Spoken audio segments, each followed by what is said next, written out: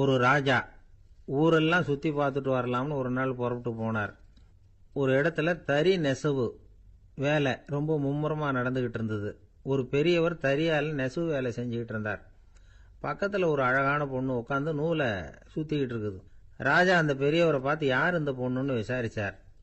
ராஜா அப்படி கேட்டதும் அவருக்கு ரொம்ப பெருமையாக போயிட்டுது. ஏன்னா உட்காந்துருந்தது அவரோட மகள். அரசே, இது என்னுடைய மகள். இவ வேகமாக நூல் திரிக்கக்கூடியவள். வைக்கோலை எடுத்து இவ திரிச்சா கூட அது எல்லாம் பவுனிழையா வெளியில் வரும் அப்படின்னு ஒரு ராசி இவளுக்கு அப்படின்னு ரொம்ப பெருமையாக ராஜா கிட்ட சொன்னார்.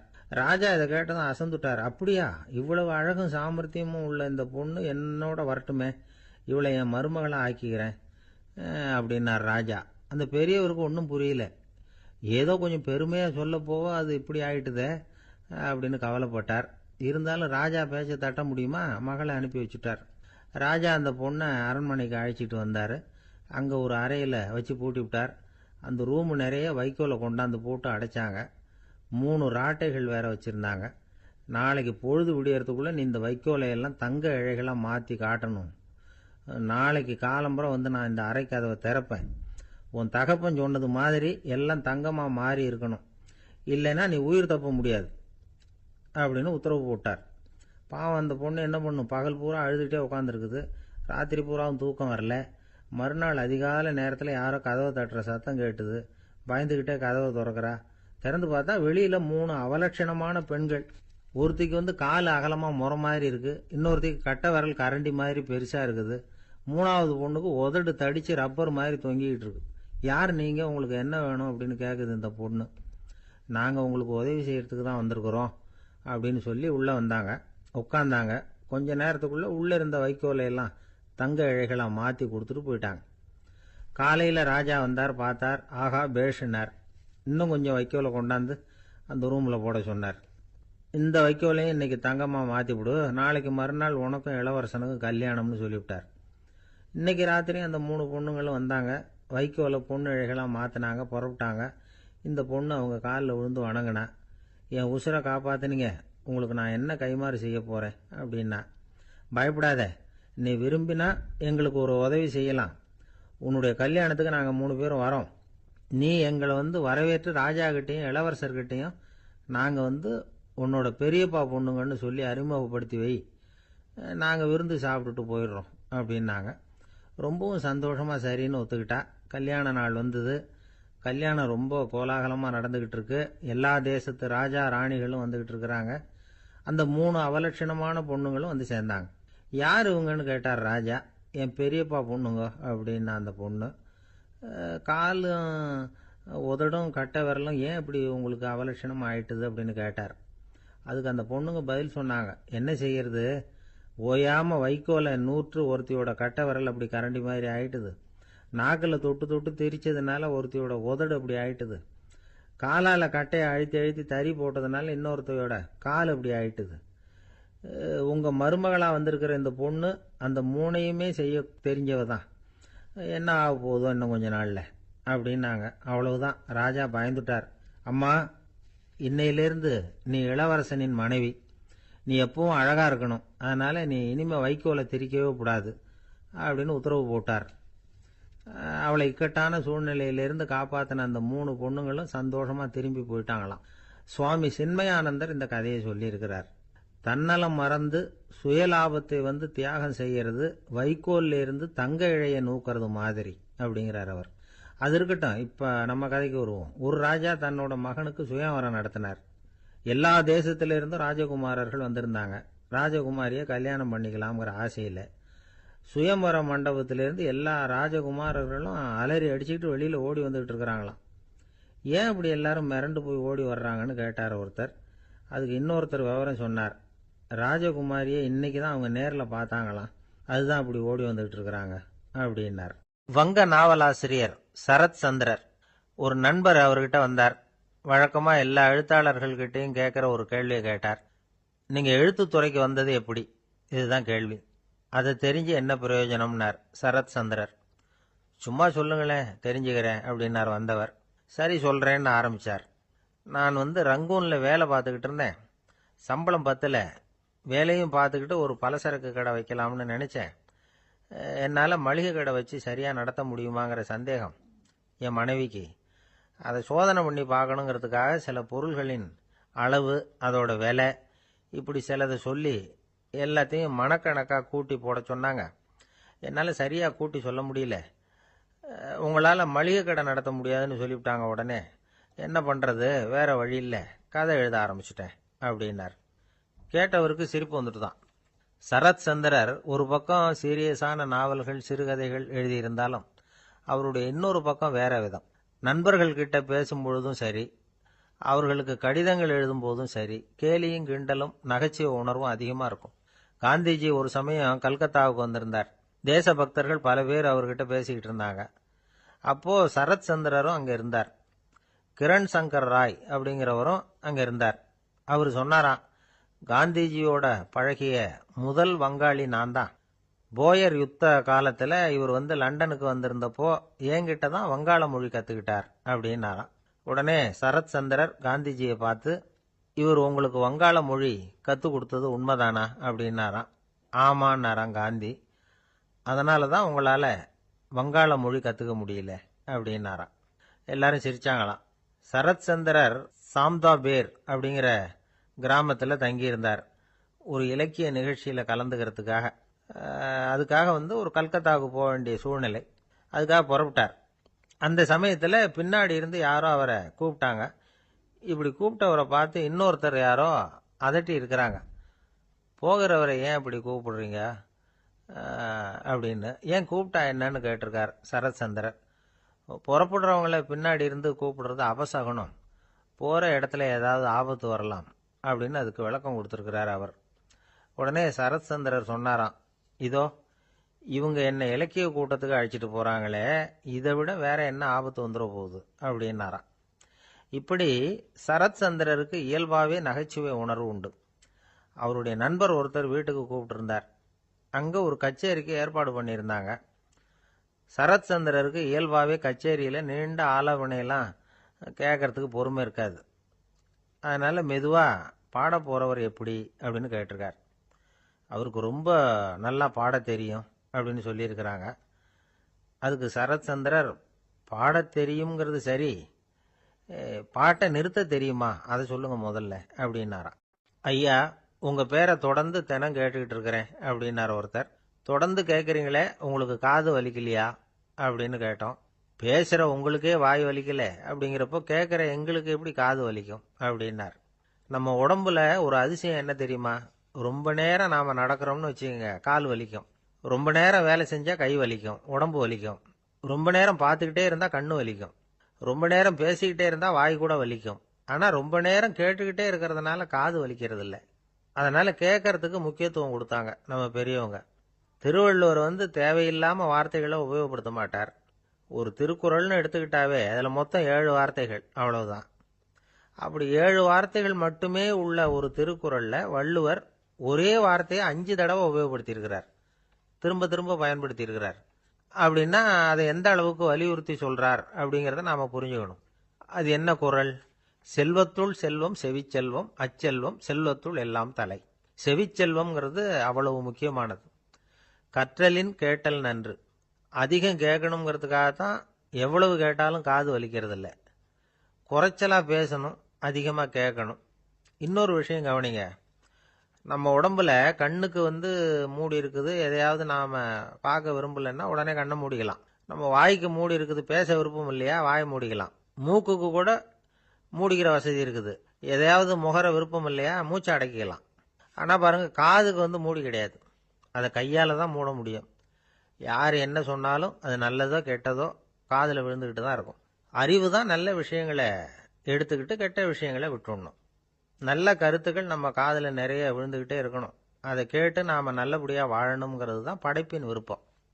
ஆன்மீகவாதிகள் கூட ஒன்று சொல்லுவாங்க, அதாவது ஆன்மீக பாதையில் நீங்கள் முன்னேறணும்னா முதல்ல சிரவணம் செய்யணும்பாங்க.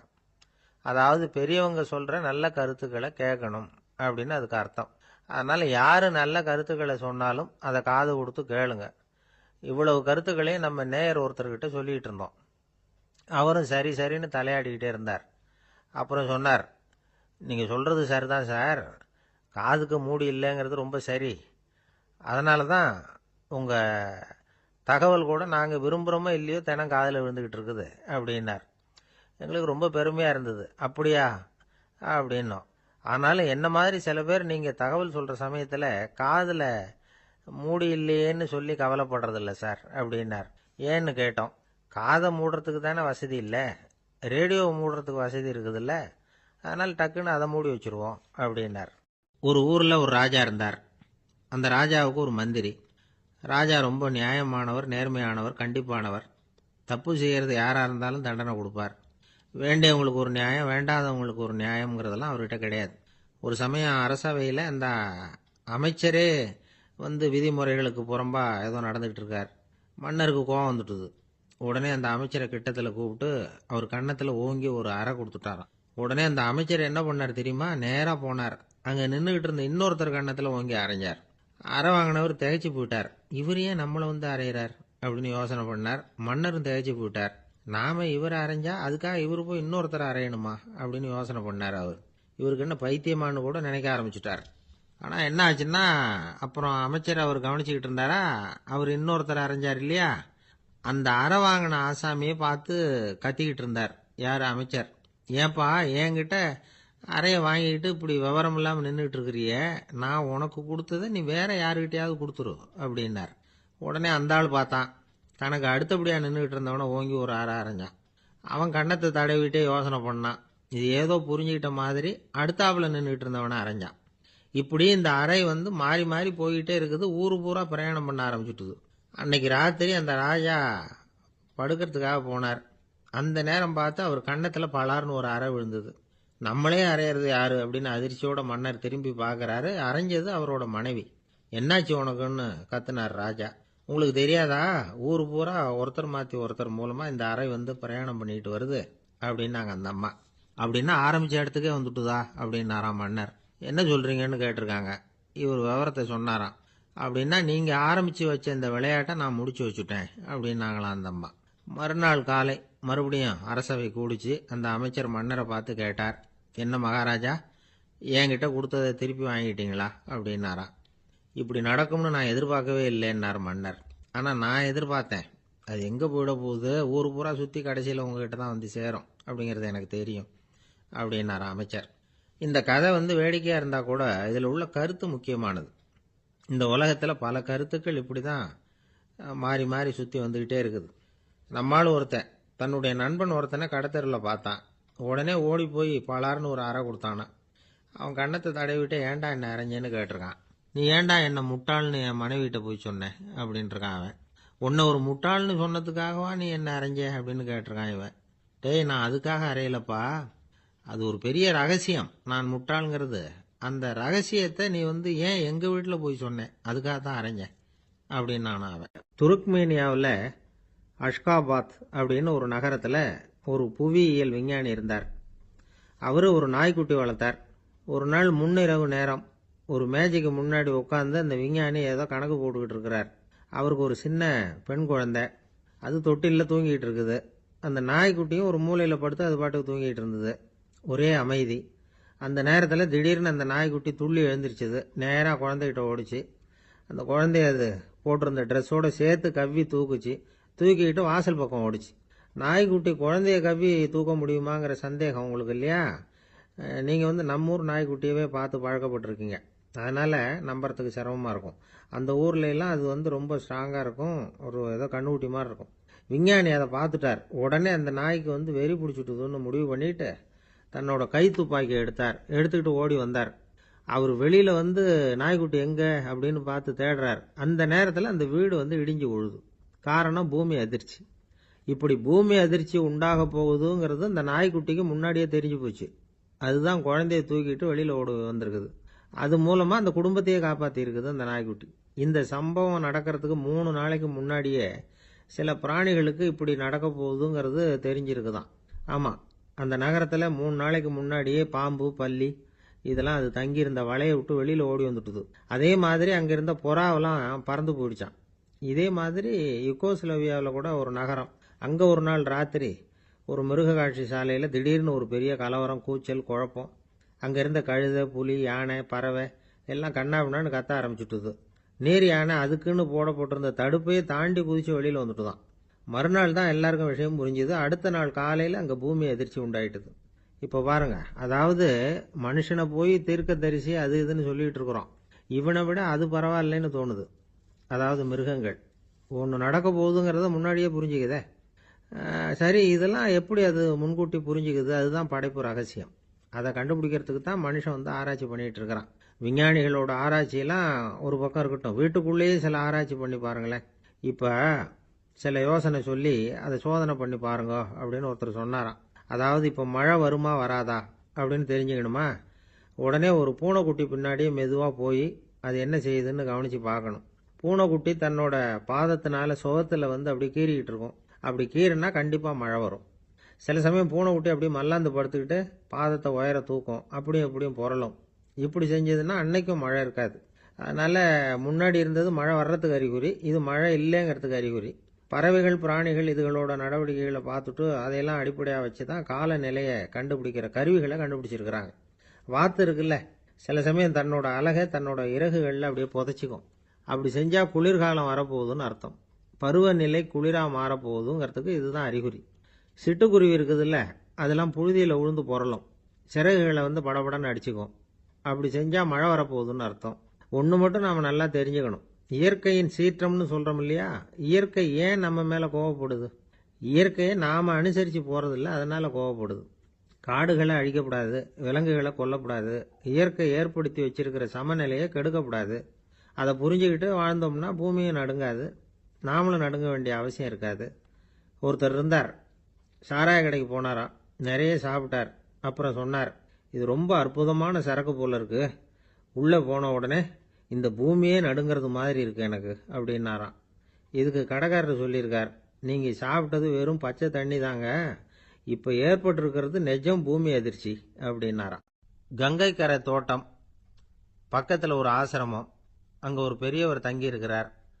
அவர் தான் ராமகிருஷ்ண பரமஹம்சர். அந்த ஆசிரமம் இருந்த இடம் கரக்பூர். வங்காளத்தில் பொதுவாக எல்லாரும் மீன் சாப்பிட்றது உண்டு. கங்கையில் குளிச்சுட்டு கையில் ஒரு மீனோட வர்றது வழக்கம். இவர் இருக்கிற இடத்துக்கு கங்கையில் படகு வழியாக வரணும். அப்படி தான் எல்லாரும் வருவாங்க. வர்றவங்களை ஒன்று கூட்டி ஆன்மீக விஷயங்களை பற்றி பேசிக்கிட்டு இருப்பார். ஒவ்வொரு நாள் ஒவ்வொருத்தர் நகரத்துக்கு போகணும், வரும்பொழுது மீன் கொண்டுகிட்டு வரணும். அதுக்கு ஒரு அட்டவணையே உண்டு ஆசிரமத்தில். அது பிரகாரம் ஒரு நாள் சுவாமி யோகானந்தர் படகுல போனார். படகை செலுத்தினவங்க ராமகிருஷ்ணரையும் சுவாமி யோகானந்தரையும் மற்றவங்களையும் பித்தர்கள் அப்படின்னு சொல்லி ஏளனமாக பேசினாங்க. அவங்க என்ன பைத்தியம் பிடிச்சவங்க அப்படிங்கிறது மாதிரி. சுவாமி யோகானந்தருக்கு ரொம்ப மென்மையான இதயம். இவங்க இப்படி கண்ணாபின்னான்னு பேசுகிறத பார்த்தா மீனை வாங்கிட்டு திரும்புகிறப்போ என்ன நடக்குமோ அப்படிங்கிற பயம் வேற வந்துட்டுது அவருக்கு. அவ்வளவு மென்மையானவர். இதை தெரிஞ்சுக்கிட்ட ராமகிருஷ்ணர், யோகானந்தா இங்கே வா அப்படின்னு கூப்பிட்டார். இவர் கண்ணீரை தொடச்சிக்கிட்டே கிட்ட போனார். சொன்னார், ஐயா, படகு ஓட்டுறவங்க உங்களை பற்றி மோசமாக பேசுகிறாங்க. என்ன திட்டினா பரவாயில்ல, ஆனால் உங்களை அவங்க திட்டுறாங்க, அதை என்னால் தாங்கிக்க முடியல அப்படின்னார். இதை கேட்டதும் ராமகிருஷ்ணருக்கு கோபம் வந்துட்டு தான். என்னது, உன்னுடைய குருவை பற்றி அவங்க மோசமாக பேசும்பொழுது நீ சும்மா இருந்தியா? வெளியில் போ அப்படின்னு விட்டார். குரு நிந்தனை செய்கிறப்போ அதை கேட்டுக்கிட்டு சும்மா இருக்கலாமா? குரு நிந்தனையை கேட்டால் பாவம் இல்லையா? என்னை தூற்றும் போது அவங்க பாவம் செய்கிறாங்க, அதை கேட்டுக்கிட்டு நீ சும்மா இருந்தால் நீயும் பாவம் செய்கிற அப்படின்னாராம். அடுத்த நாள் சுவாமி நிரஞ்சனானந்தர் போக வேண்டிய நாள். இவர் படகுல போகும்பொழுதும் அதே மாதிரி நடந்துதான். அவங்க மோசமாக பேச ஆரம்பித்தாங்க, திட்ட ஆரம்பித்தாங்க. அப்படி கேலி பண்ண ஒருத்தனை இவர் என்ன பண்ணார், பலார்னு கன்னத்தில் அரைஞ்சிட்டார். இன்னொருத்தனை கங்கையில் தூக்கி எறியறதுக்கும் தயாராகிட்டார். அதுக்கப்புறம் அவங்க யாரும் வாயை திறக்கலை. மீன் வாங்கிட்டு வர்றப்பவும் படகுல ஒரே அமைதி, அவ்வளவு பயம் அவங்களுக்கு. ராமகிருஷ்ணர் கூப்பிட்டு விசாரித்தார் என்ன நடந்ததுன்னு. இவர் சொன்னார், அவர் யோகானந்தா போகும்பொழுது என்ன நடந்ததோ அப்படியே தான் இப்பவும் நடந்தது. குரு நிந்தனை செய்கிறத கேட்டுக்கிட்டு நான் சும்மா இருப்பேனா? ஒருத்தனை அப்படியே அரைஞ்சுட்டேன், இன்னொருத்தனை ஆற்றுல தூக்கி போட்டுருவேன்னு பயமுறுத்தினேன், அவ்வளவுதான் அப்படின்னாராம். இப்போவும் ராமகிருஷ்ணருக்கு கோபம் வந்துட்டு தான். என்ன இது, அணியறது காஷாயம், இருக்கிறது ஆசிரமம், உனக்கு இவ்வளவு கோபம் வந்ததுன்னா அப்புறம் என்னத்துக்கு ஆசிரமத்தில் இருக்கணும்? பிரம்மச்சாரி எப்பவும் அமைதியாக இருக்கணும் அப்படின்னு அறிவுரை சொன்னாராம் ராமகிருஷ்ணர். அப்போ இவர் கேட்டாராம், ஏங்க அவருக்கு ஒரு விதமான அறிவுரை சொன்னீங்க, எனக்கு வேற விதமா அறிவுரை சொல்றீங்க, இதுல எது உண்மை அப்படின்னு கேட்டிருக்கார். இதுக்கு ராமகிருஷ்ணர் சொன்ன பதில் என்னன்னா, அட அசடே, சக்கரத்தில் காற்று அதிகமாக இருந்தால் குறைக்கணும், குறைச்சலா இருந்தால் கூட்டணும். அவன் சாது, அவனுக்கு அதிக உணர்ச்சி தேவை, உனக்கு படபடப்பு அதிகம், உனக்கு பொறுமை தேவை அப்படின்னாராம். இதில் உள்ள கருத்து என்னன்னா, கல்விங்கிறது எப்படின்னா அதை சூழ்நிலைக்கு தகுந்த மாதிரி கற்பிக்கணும். எல்லாருக்கும் ஒரே மாதிரி கற்பிக்கக்கூடாது. கேட்குறவர் தகுதி, புரிஞ்சுக்கிற திறமை, இதை பொறுத்து கல்வி அமையணும். ஆரம்ப காலத்தில் ஒரு குரு, அப்போ ஒரு சீடன் இருந்தான். அது வேடிக்கையான குரு, வேடிக்கையான சீடன். ஒரு ஆசிரமம். ஒரு நாள் ஒருத்தன் அவசரமாக அந்த குருவை தேடி வந்திருக்கிறான். என்ன விஷயம்னு விசாரிச்சார் குரு. உங்கள் சீடர் என்னை அடிச்சுட்டார் அப்படின்னு புகார் பண்ணானான் அந்த ஆள். குரு சீடனை கூப்பிட்டார். அடிச்சியா இந்த ஆளை அப்படின்னு கேட்டாராம். ஆமான் இருக்கான் சீடன். ஏன் அடிச்சே அப்படின்னு கேட்டாராம். இந்த ஆள் உங்களை பற்றி மட்டமாக பேசிவிட்டான், என்னால் அதை தாங்கிக்க முடியல, அதனால தான் அடிச்சுட்டேன்றான். அப்படி என்ன பேசினான் அப்படின்னு கேட்டாராம்.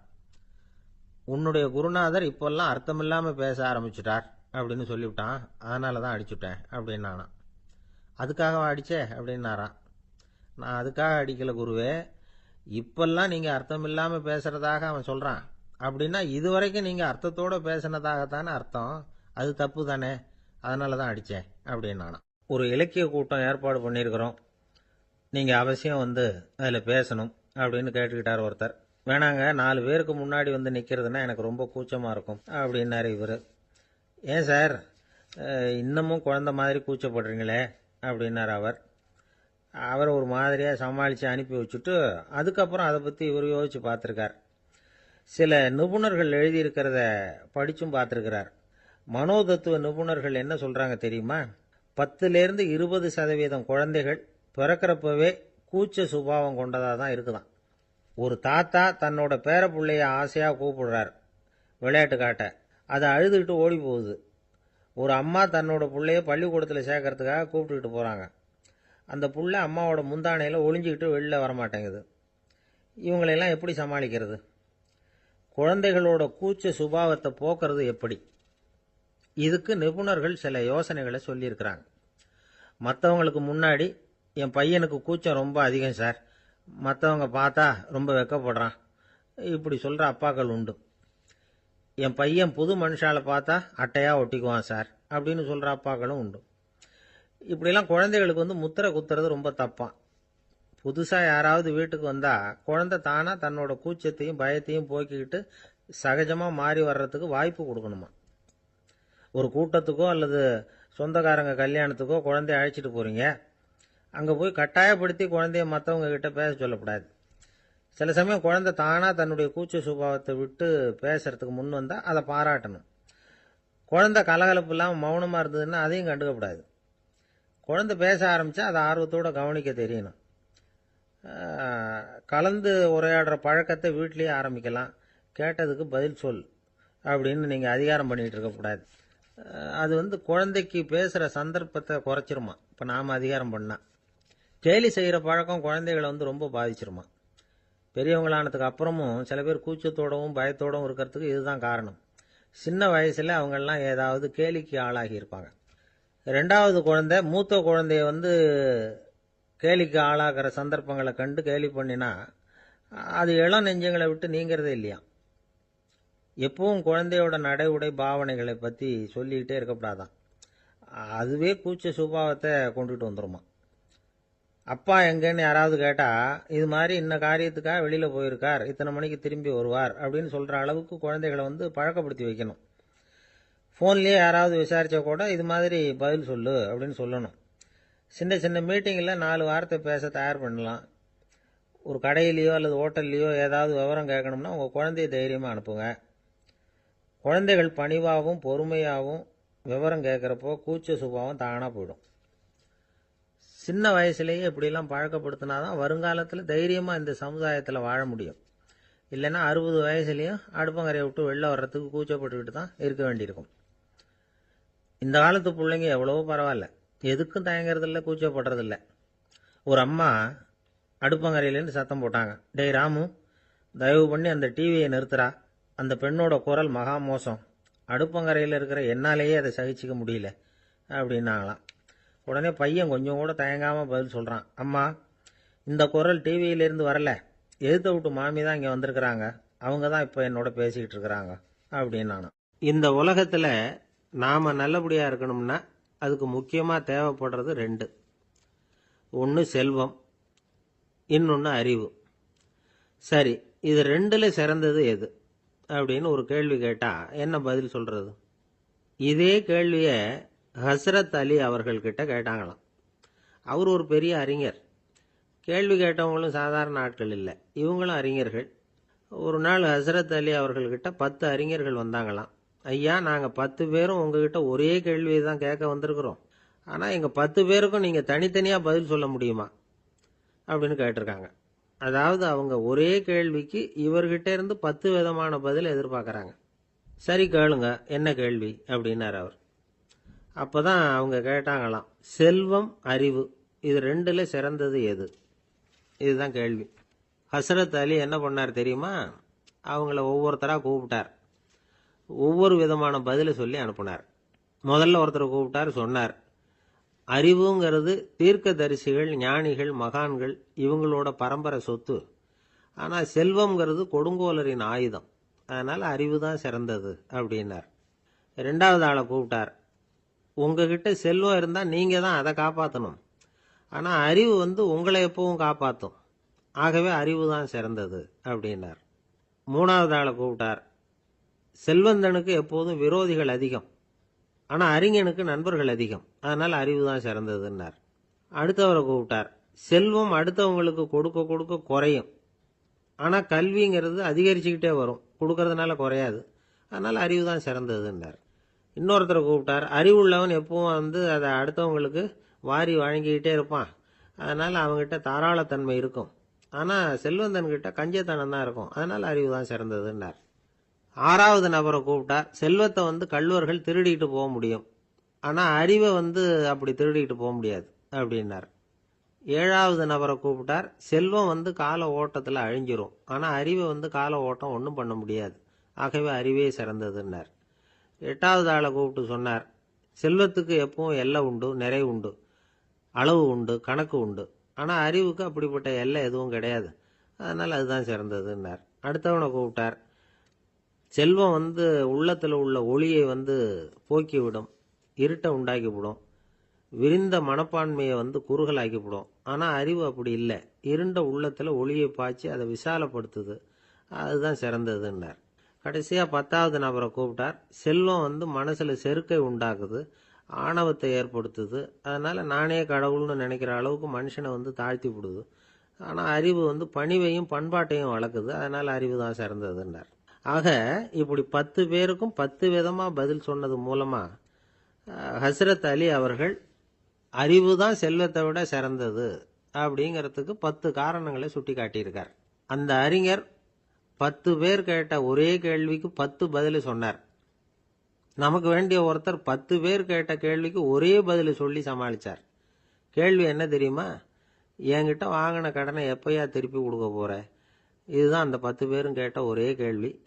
இந்த மாதம் 26ஆம் தேதி தந்துடுறேன் அப்படிங்கிற ஒரே பதில் சொல்லி அவ்வளவு பேரையும் இவர் அனுப்பி வச்சுட்டாராம். எல்லாரும் போனதுக்கு அப்புறம் இவரை தனியாக கூப்பிட்டு கேட்டிருக்கிறாங்க. அது என்ன சார் கணக்கு, 26ஆம் தேதி அன்னைக்கு என்ன அதிசயம் நடக்க போகுது அப்படின்னு கேட்டிருக்காங்க. அதிசயம் அன்னைக்கு இல்லை, அதுக்கு முத நாளே நடக்க போகுதுன்னாராம். விவரமாக சொல்லுங்கன்னு இருக்காங்க. வேற ஒன்றும் இல்லைங்க, 26ஆம் தேதி தானே எல்லாரையும் வர சொல்லியிருக்கிறேன், அதுக்கு முத நாளே நான் புறப்பட்டு தலைமறைவாயிட போகிறேன் அப்படின்னாராம் ரொம்ப பெருமையாக. ஒரு ராஜா இருந்தார். நாடு பூராவும் நிறைய மரங்களை நட்டு வளர்க்கணுங்கிறது அவரோட ஆசை. தானே அதுக்கு முன்மாதிரியாக இருக்கணும்னு நினைச்சார். அரண்மனையை சுற்றி மரங்களை நட்டு வளர்த்தார். இதை பார்த்துட்டு ஜனங்களும் அவங்கவுங்க வீட்டை சுற்றி மரக்கன்றுகளை நட்டு வளர்த்தாங்க. கொஞ்ச காலத்தில் ஊர் பூரா பசுமையாக மாறிச்சு. எல்லாருக்கும் சந்தோஷமாக இருந்தது. இது ஒரு பக்கம் இருக்கட்டும். இப்போ நான் சொல்ல போகிற கதை வேற. அதாவது அந்த ராஜா ஒரு நாள் தன்னுடைய அரண்மனையை சுற்றி இருக்கிற விதவிதமான மரங்களை எல்லாம் போய் பார்த்தார். எப்படி இருக்கிறீங்க அப்படின்னு ஒவ்வொரு மரத்துக்கிட்டையும் விசாரிச்சாராம். எந்த மரமும் சந்தோஷமாக இருக்கிறதா தெரியல. அதுக்கும் மனசில் ஒரு குறை. முதல்ல ஆலமரத்துக்கிட்ட போனார். அது சொல்லிச்சு, மண்ணா, நான் நல்லா பெருசாக வளர்ந்துருக்கிறேன், அடர்த்தியாக இருக்கிறேன், கிளையெல்லாம் 4 பக்கமும் நல்லா படர்ந்து தான் இருக்குது. இருந்தாலும் எந்த பிரயோஜனமும் இருக்கிறதா தெரியல எனக்கு. என்னுடைய பழம்லாம் ரொம்ப சின்னதாக இருக்குது, என் கண்ணுக்கு சரியாக புலப்பட மாட்டேங்குது. நான் இருக்கிற சைஸுக்கு என்னுடைய கிளையில் இருக்கிற பழம்லாம் எவ்வளோ பெருசாக இருக்கணும். அது இத்தினூண்டு இருக்கிறது எனக்கு பெரிய அவமானமாக இருக்குது. இப்படி இங்கே நின்றுக்கிட்டு இருக்கிறதே ரொம்ப கூச்சமாக இருக்குது. ஒரு நல்ல புயல் வந்ததுன்னா பேசாமல் சாஞ்சு விடலாமான்னு பார்க்குறேன் அப்படின்னு புலம்புது ஆலமரம். சரி இருக்கட்டும்னு நினச்சிக்கிட்டு ராஜா அடுத்தபடியாக ஒரு அத்தி மரத்துக்கிட்ட போனார். அதுவும் புலம்ப ஆரம்பிச்சுட்டுது. நான் கூட பெரிய மரம் தான், இல்லை இலையெல்லாம் அழகாக தான் இருக்குது, பழம் அழகாக இருக்குது, இருந்தாலும் உள்ள விஷயம் இல்லையே. அத்தி பழத்தை புட்டு பார்த்தா அத்தனையும் சொத்தை அப்படின்னு பழமொழியே உண்டாயிட்டுதே. இப்படி ஒரு கெட்ட பேரோடு நான் இருக்கணுமா அப்படின்னு புலம்புது அது. சரி இது இருக்கட்டும் அப்படின்னு சொல்லி அடுத்தபடியாக வேப்ப மரத்துக்கிட்ட போனார். அது தன்னுடைய வேதனையை வெளியிட்டது. எனக்கு எவ்வளவோ மருத்துவ குணங்கள்லாம் இருக்கிறதா சொல்லிக்கிறாங்க, இருந்தாலும் என்ன பிரயோஜனம், என்னுடைய பழத்தை மனிதர்கள் யாரும் விரும்பி சாப்பிட்றது இல்லையே அப்படின்னுது. ராஜா அடுத்தாப்புல இருந்து ஒரு பனை மரத்துக்கிட்ட போனார். நான் நல்லா உயரமாக தான் வளர்ந்துருக்கிறேன், மற்ற மரங்கள்லாம் என்னை வந்து அண்ணாந்து தான் பார்க்கணும், இருந்தாலும் என்கிட்ட நிழலுக்காக யாரும் வந்து ஒதுங்கிறது இல்லையே அப்படின்னுது. என்ன இது எல்லா மரமும் இப்படி திருப்தி இல்லாமல் இருந்துகிட்டு இருக்குதே அப்படின்னு நினச்சிக்கிட்டே ராஜா அடுத்தபடியாக அங்கே இருந்த ஒரு பைன் மரத்துக்கிட்ட போனார். அழகாக உயரமாக பசுமையாக தான் இருந்தது, ஆனால் பழமோ பூவோ கிடையாது. அதை நினச்சி அது வருத்தப்பட்டுக்கிட்டு இருக்குது.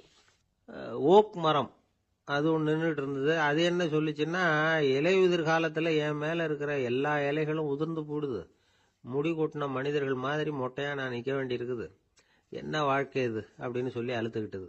சரி புளிய மரம் என்ன சொல்லுது பார்ப்போம்னு அதுகிட்ட போனால், என்னுடைய நிழலில் யாருமே தங்க மாட்டாங்க, உடம்புக்கு சூடுன்னு ஒதுங்கி போயிடுவாங்க, அடிமரத்தை பார்த்தீங்கன்னா பட்டையெல்லாம் உறிஞ்சி பார்க்கறதுக்கே கேவலமாக இருப்பேன் அப்படின்னுது அது.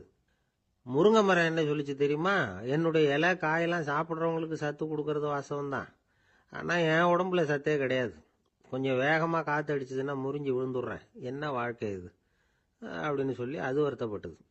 ராஜா யோசனை பண்ணார், என்ன இது மரங்கள் வந்து பூமியின் வரங்கள்னு சொல்கிறோம், மழை பெய்யறதுக்கு அதுதான் காரணம், பூமி செழிப்பாக இருக்கிறதுக்கும் அதுதான் காரணம், வீடு கட்டுறதுக்கு மரம், நாற்காலி செய்ய உபயோகப்படுத்துறதுக்கும் அதுதான் உபயோகப்படுது, மனுஷனுக்கு வேண்டிய ஆகாரங்களையும் கொடுக்குது, இப்படிலாம் இருந்தும் எல்லா மரமும் நிம்மதி இல்லாமல் இருந்துகிட்டு இருக்குதே அப்படின்னு நினைச்சார். அப்போ அங்கே இருந்த ஒரு மகிழ மரம் அவர் கண்ணில் பட்டுது. அந்த மரம் மட்டும் கொஞ்சம் நிம்மதியாக மகிழ்ச்சியாக இருக்கிறது மாதிரி தெரிஞ்சுது. உடனே ராஜா அதுகிட்ட போனார். உனக்கு மனசில் எதுவும் குறை இல்லையான்னு கேட்டார். இல்லை, நான் சந்தோஷமாக தான் இருக்கேன்னு அந்த மகிழ மரம். அப்படியான்னு ஆச்சரியமாக கேட்டார் ராஜா. ஆமாம் மன்னா, இந்த இடத்துல நீங்கள் ஒரு முருங்கை மரத்தையோ வேப்ப மரத்தையோ கூட நட்டிருக்கலாம், ஆனால் இந்த இடத்துல நடுறதுக்கு என்ன தேர்ந்தெடுத்திருக்கிறீங்க, அதுவே எனக்கு பெருமை, அதுவே எனக்கு திருப்தி அப்படின்னு தான் மகிழ மரம். மகிழ மரம் சாதாரணமாக தான் இருக்கும், இளம் மஞ்சள் நிறத்தில் பூக்கள், அது காய்ந்தும் மனம் வீசும். மகிழ மரம் மாதிரி மன திருப்தியோடு வாழறதுக்கு நாம் கற்றுக்கணுமா. நாம் இந்த உலகத்தில் ஒரு நாயாவோ நரியாவோ கூட பிறந்திருக்கலாம், மனுஷனாக பிறந்திருக்கிறோம், அதுவே பெருமை தானே. இந்த நிறைவு தான் மகிழ்ச்சியின் ரகசியம். ஒரு பையன் அப்பா கிட்ட போய், அப்பா நீங்கள் இந்த உலகத்தில் ஒரு மனுஷனாக பிறந்தது என்னோட அதிர்ஷ்டம் நானா. ஏண்டா அப்படி சொல்கிறேன்னு இருக்கார் அப்பா. நீங்கள் ஒரு கரடியாக பிறந்திருந்தா இந்நேரம் நானும் ஒரு கரடி குட்டியாக தானே இருந்திருப்பேன் அப்படின்னு நானா பையன். பக்தின்னு சொல்கிறோம் இல்லையா, அது வந்து 3 வகைப்படும் அப்படிங்கிறார் ஒரு பெரியவர். அது என்ன 3 வகைன்னா, தெய்வ பக்தி, அடியார்கள் பக்தி, குரு பக்தி. அடியார் பக்தியை விட தெய்வ பக்தியை விட குரு பக்தி தான் ரொம்பவும் சிறந்ததுங்கிறார் அவர். தெய்வத்துக்கிட்ட செஞ்ச பாவம் குருநாதர்கிட்ட தீர்ந்துருமா, குருநாதர்கிட்ட செஞ்ச பாவம் தெய்வத்துக்கிட்ட போனாலும் தீராதான். இப்படி பெரியவங்களாம் சொல்லி வச்சிருக்கிறாங்க. ஒரு காடு, அங்கே அயோத தௌமியர் அப்படின்னு ஒரு தபோதனர், அவர் பல மாணவர்களை ஒன்றா சேர்த்து ஒரு குருகுலம் நடத்திக்கிட்டு இருக்கிறார். பல தரப்பட்டவங்க பல திறப்பட்டவங்க மாணவர்கள் அதில் சேர்ந்து படிச்சுக்கிட்டு இருக்கிறாங்க. பாஞ்சால ராஜகுமாரன் ஒருத்தனும் அந்த குருகுலத்தில் சேர்ந்து படிச்சுக்கிட்டு இருக்கிறான். அவன் பேர் ஆருணி. பெரிய இடத்து புள்ள, இருந்தாலும் படுப்பில் ரொம்ப கெட்டிக்காரனாக இருந்தான். அவன் தான் அங்கே முதல் மாணவன். ஒரு நாள் குருநாதர் அந்த அரசகுமாரனை கூப்பிட்டார். நம்ம குருகுலத்துக்கு சொந்தமான வயலில் தண்ணீர் பெருகி வெள்ளம் வந்து பயிரை வந்து அழிக்குதான், அதனால் நீ போய் மடையை அடைச்சிட்டு வந்துரு அப்படின்னார்.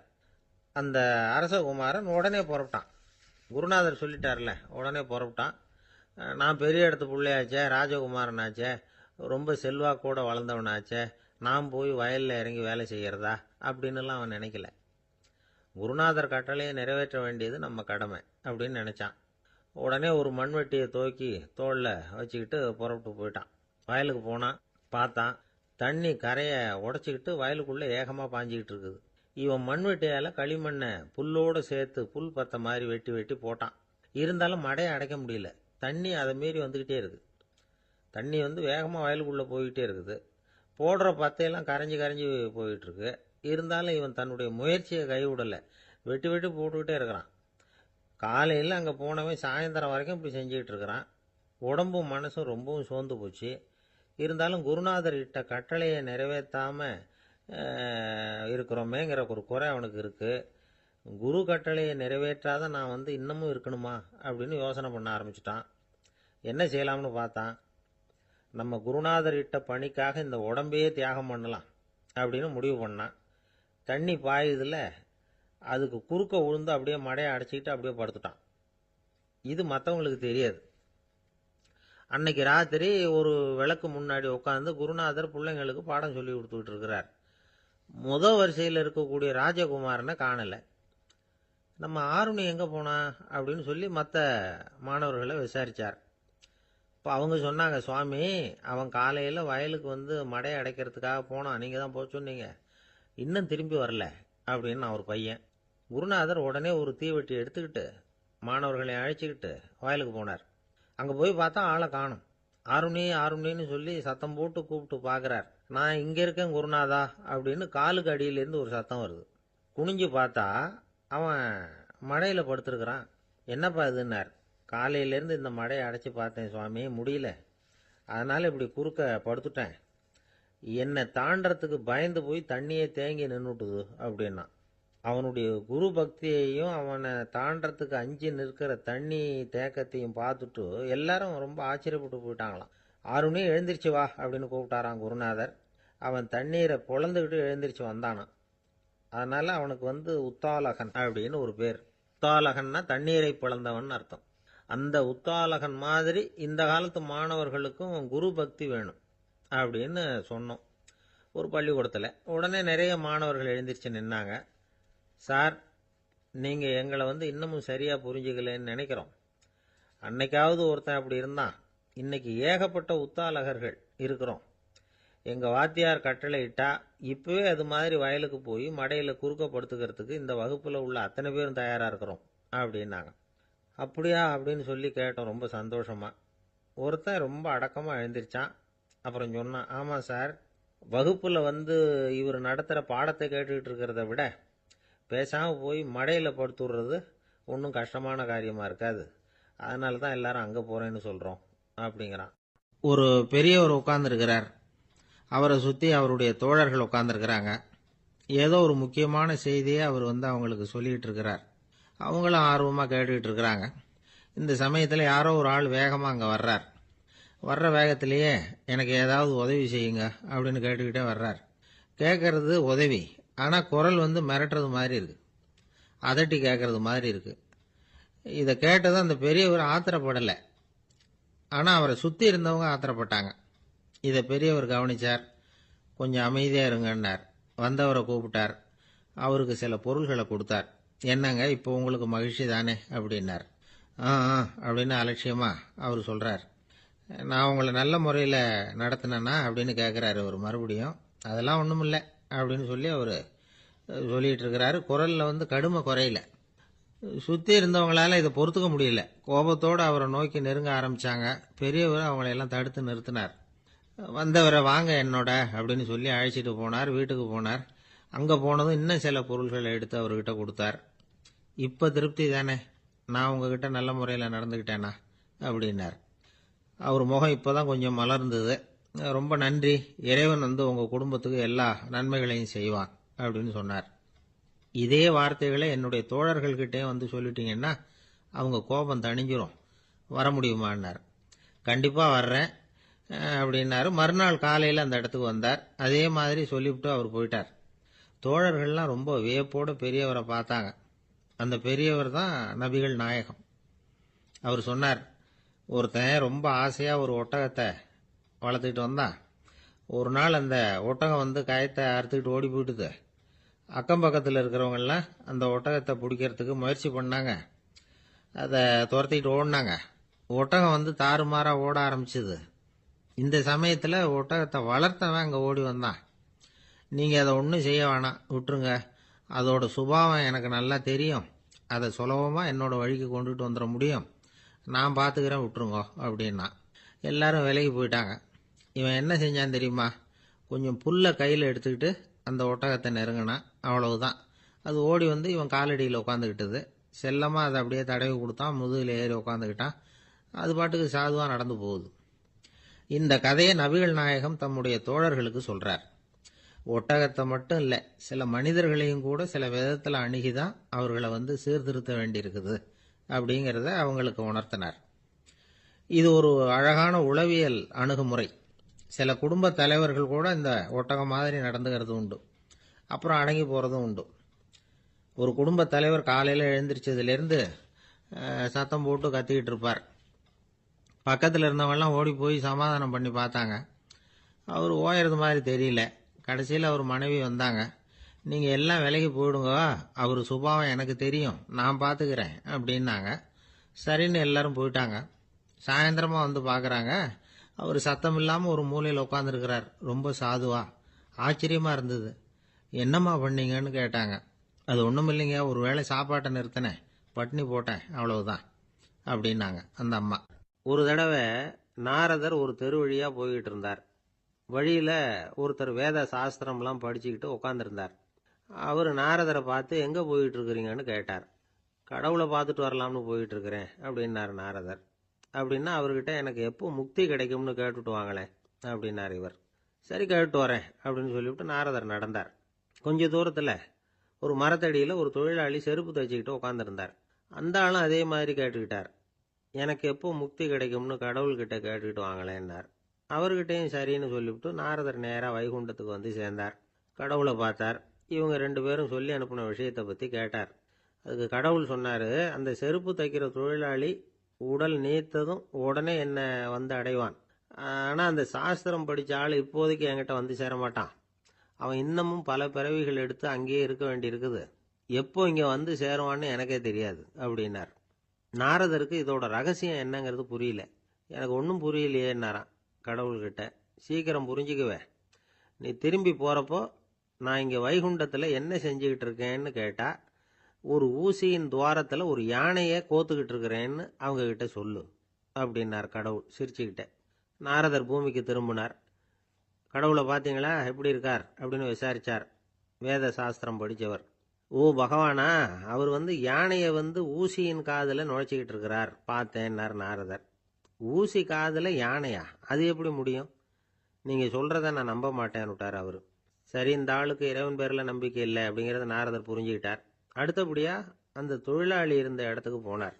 இறைவனை பார்த்தீங்களான்னு கேட்டார் அவர். பார்த்தேன், ஒரு ஊசி துவாரத்தில் யானையை கோத்துக்கிட்டு இருந்தார் அப்படின்னு சொல்லிவிட்டு நாரதர் அந்த ஆள் முகத்தை கவனித்தார். அந்த தொழிலாளி இதை கேட்டுட்டு கொஞ்சம் கூட ஆச்சரியப்படலை. அவரால் முடியாத காரியம் கூட உண்டானார். என்ன இப்படி சொல்கிற? ஊசியின் துவாரத்தில் யானையை கோக்க முடியும்னு நீ நம்புறியா அப்படின்னு கேட்டார் நாரதர். நிச்சயமாக நம்புறேன்னார் அவர்.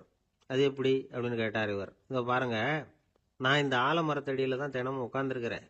தினமும் இந்த மரத்திலிருந்து எவ்வளவோ பழம் கீழே விழுது. இந்த பழத்தில் இருக்கிற ஒவ்வொரு விதையிலேயும் உள்ள ஒரு ஆலமரம் இருக்குது.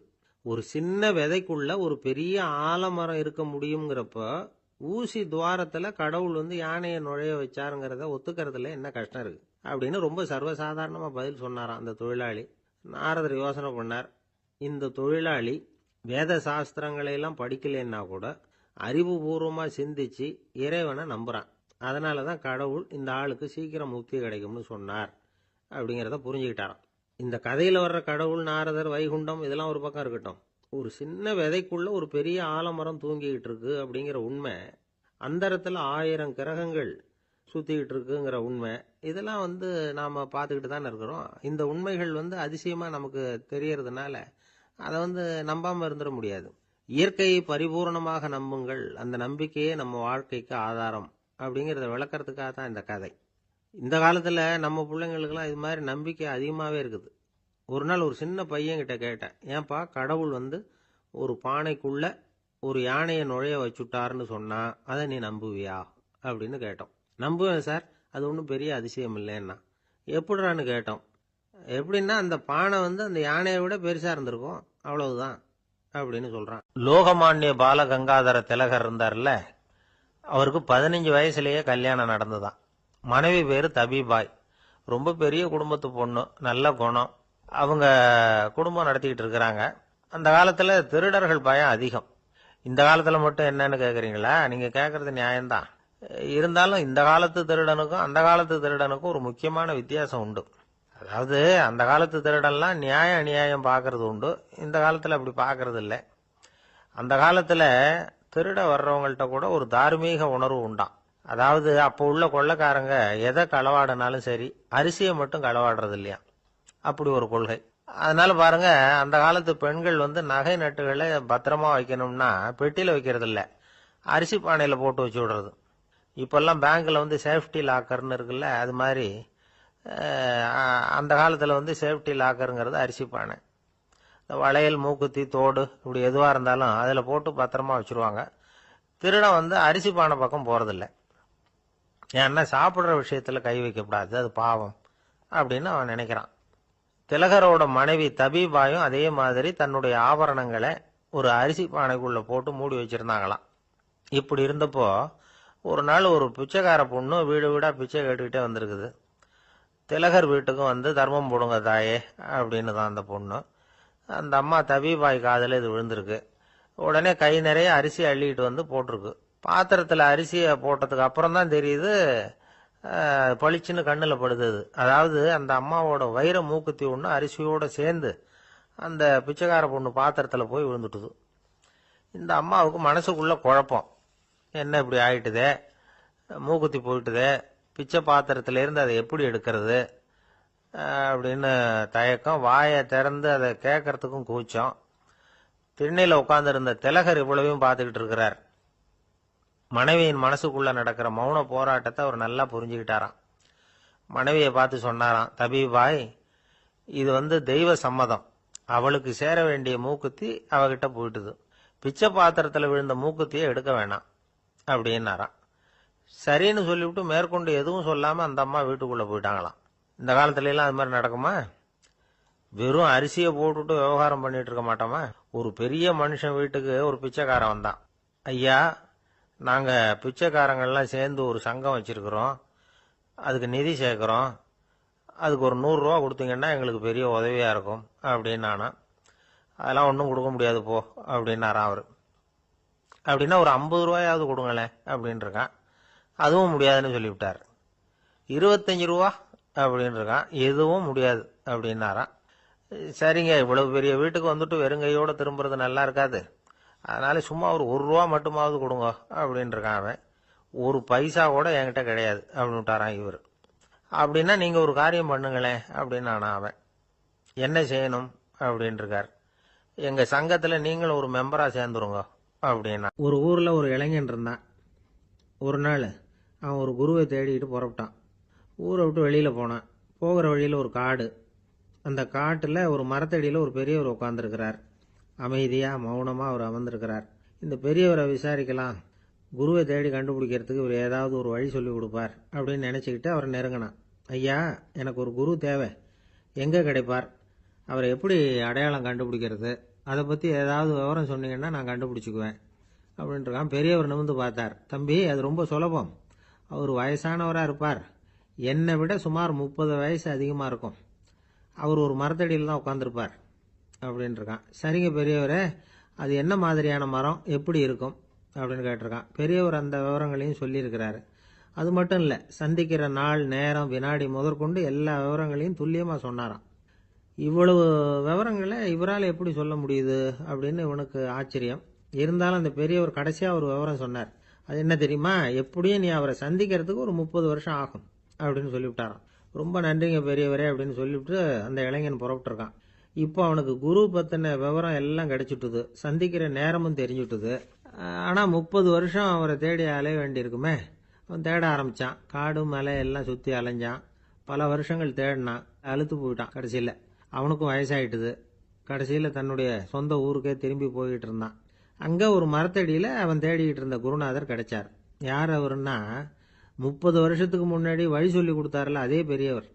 அவருக்கு இப்போ 30 வயசு அதிகமாக இருந்தது. அதே மரம். அன்னைக்கு பெரியவர் சொன்ன அடையாளம் இப்போ பொருத்தமாக இருந்தது. இப்போ அந்த பெரியவர் சொன்னார், சரியாக வந்து சேர்ந்துட்ட, வா, உனக்காக தான் நான் இவ்வளவு காலமும் காத்துக்கிட்டு இருந்தேன் அப்படின்னாராம். என்ன சொல்கிறீங்கன்னு இருக்கான். 30 வருஷத்துக்கு முன்னாடி என்கிட்ட வந்தியே, அப்போவே என் காலம் வந்து முடிஞ்சு போயிருந்தது. அப்போவே என்ன உனக்கு அடையாளம் தெரியல, அதனால் இவ்வளவு காலம் உனக்காக காத்துட்டு இருக்கும்படி ஆயிட்டுது அப்படின்னாராம். ஐயா, அப்போவே நீங்கள் சொல்லியிருக்கலாமே, இதுதான் 30 வருஷம் கழித்து நீ சந்திக்க போகிற இடம், நான் தான் உன்னுடைய குரு அப்படின்னு சொல்லியிருக்கலாமே அப்படின்ட்டுருக்கான். அந்த பெரியவர் சிரிச்சுக்கிட்டே இதுக்கு பதில் சொன்னாராம். நான் எவ்வளவோ விவரமாக தான் சொன்னேன், நீ சரியாக புரிஞ்சிக்கல. காரணம், அப்போ நீ போதுமான அளவுக்கு பக்குவம் பெற்றிருக்கவில்லை. அதனால் புரியும் சக்தி இல்லாமல் போயிட்டுதப்போ 30 ஆண்டு காலம் நீ அலைஞ்சி தெரிஞ்சிருக்கிற. அது காரணமாக இப்போ உனக்கு அந்த பக்குவம் வந்துட்டுது. அதனால தான் அடையாளம் காண முடிஞ்சது. நானே உன்னுடைய குரு அப்படின்னாராம். இதுலேருந்து என்ன தெரியுதுன்னா, ஆன்மீகத்தில் மாணவனாக சேர்றதுக்கு கூட ஒரு பக்குவத்தன்மை தேவைப்படுது.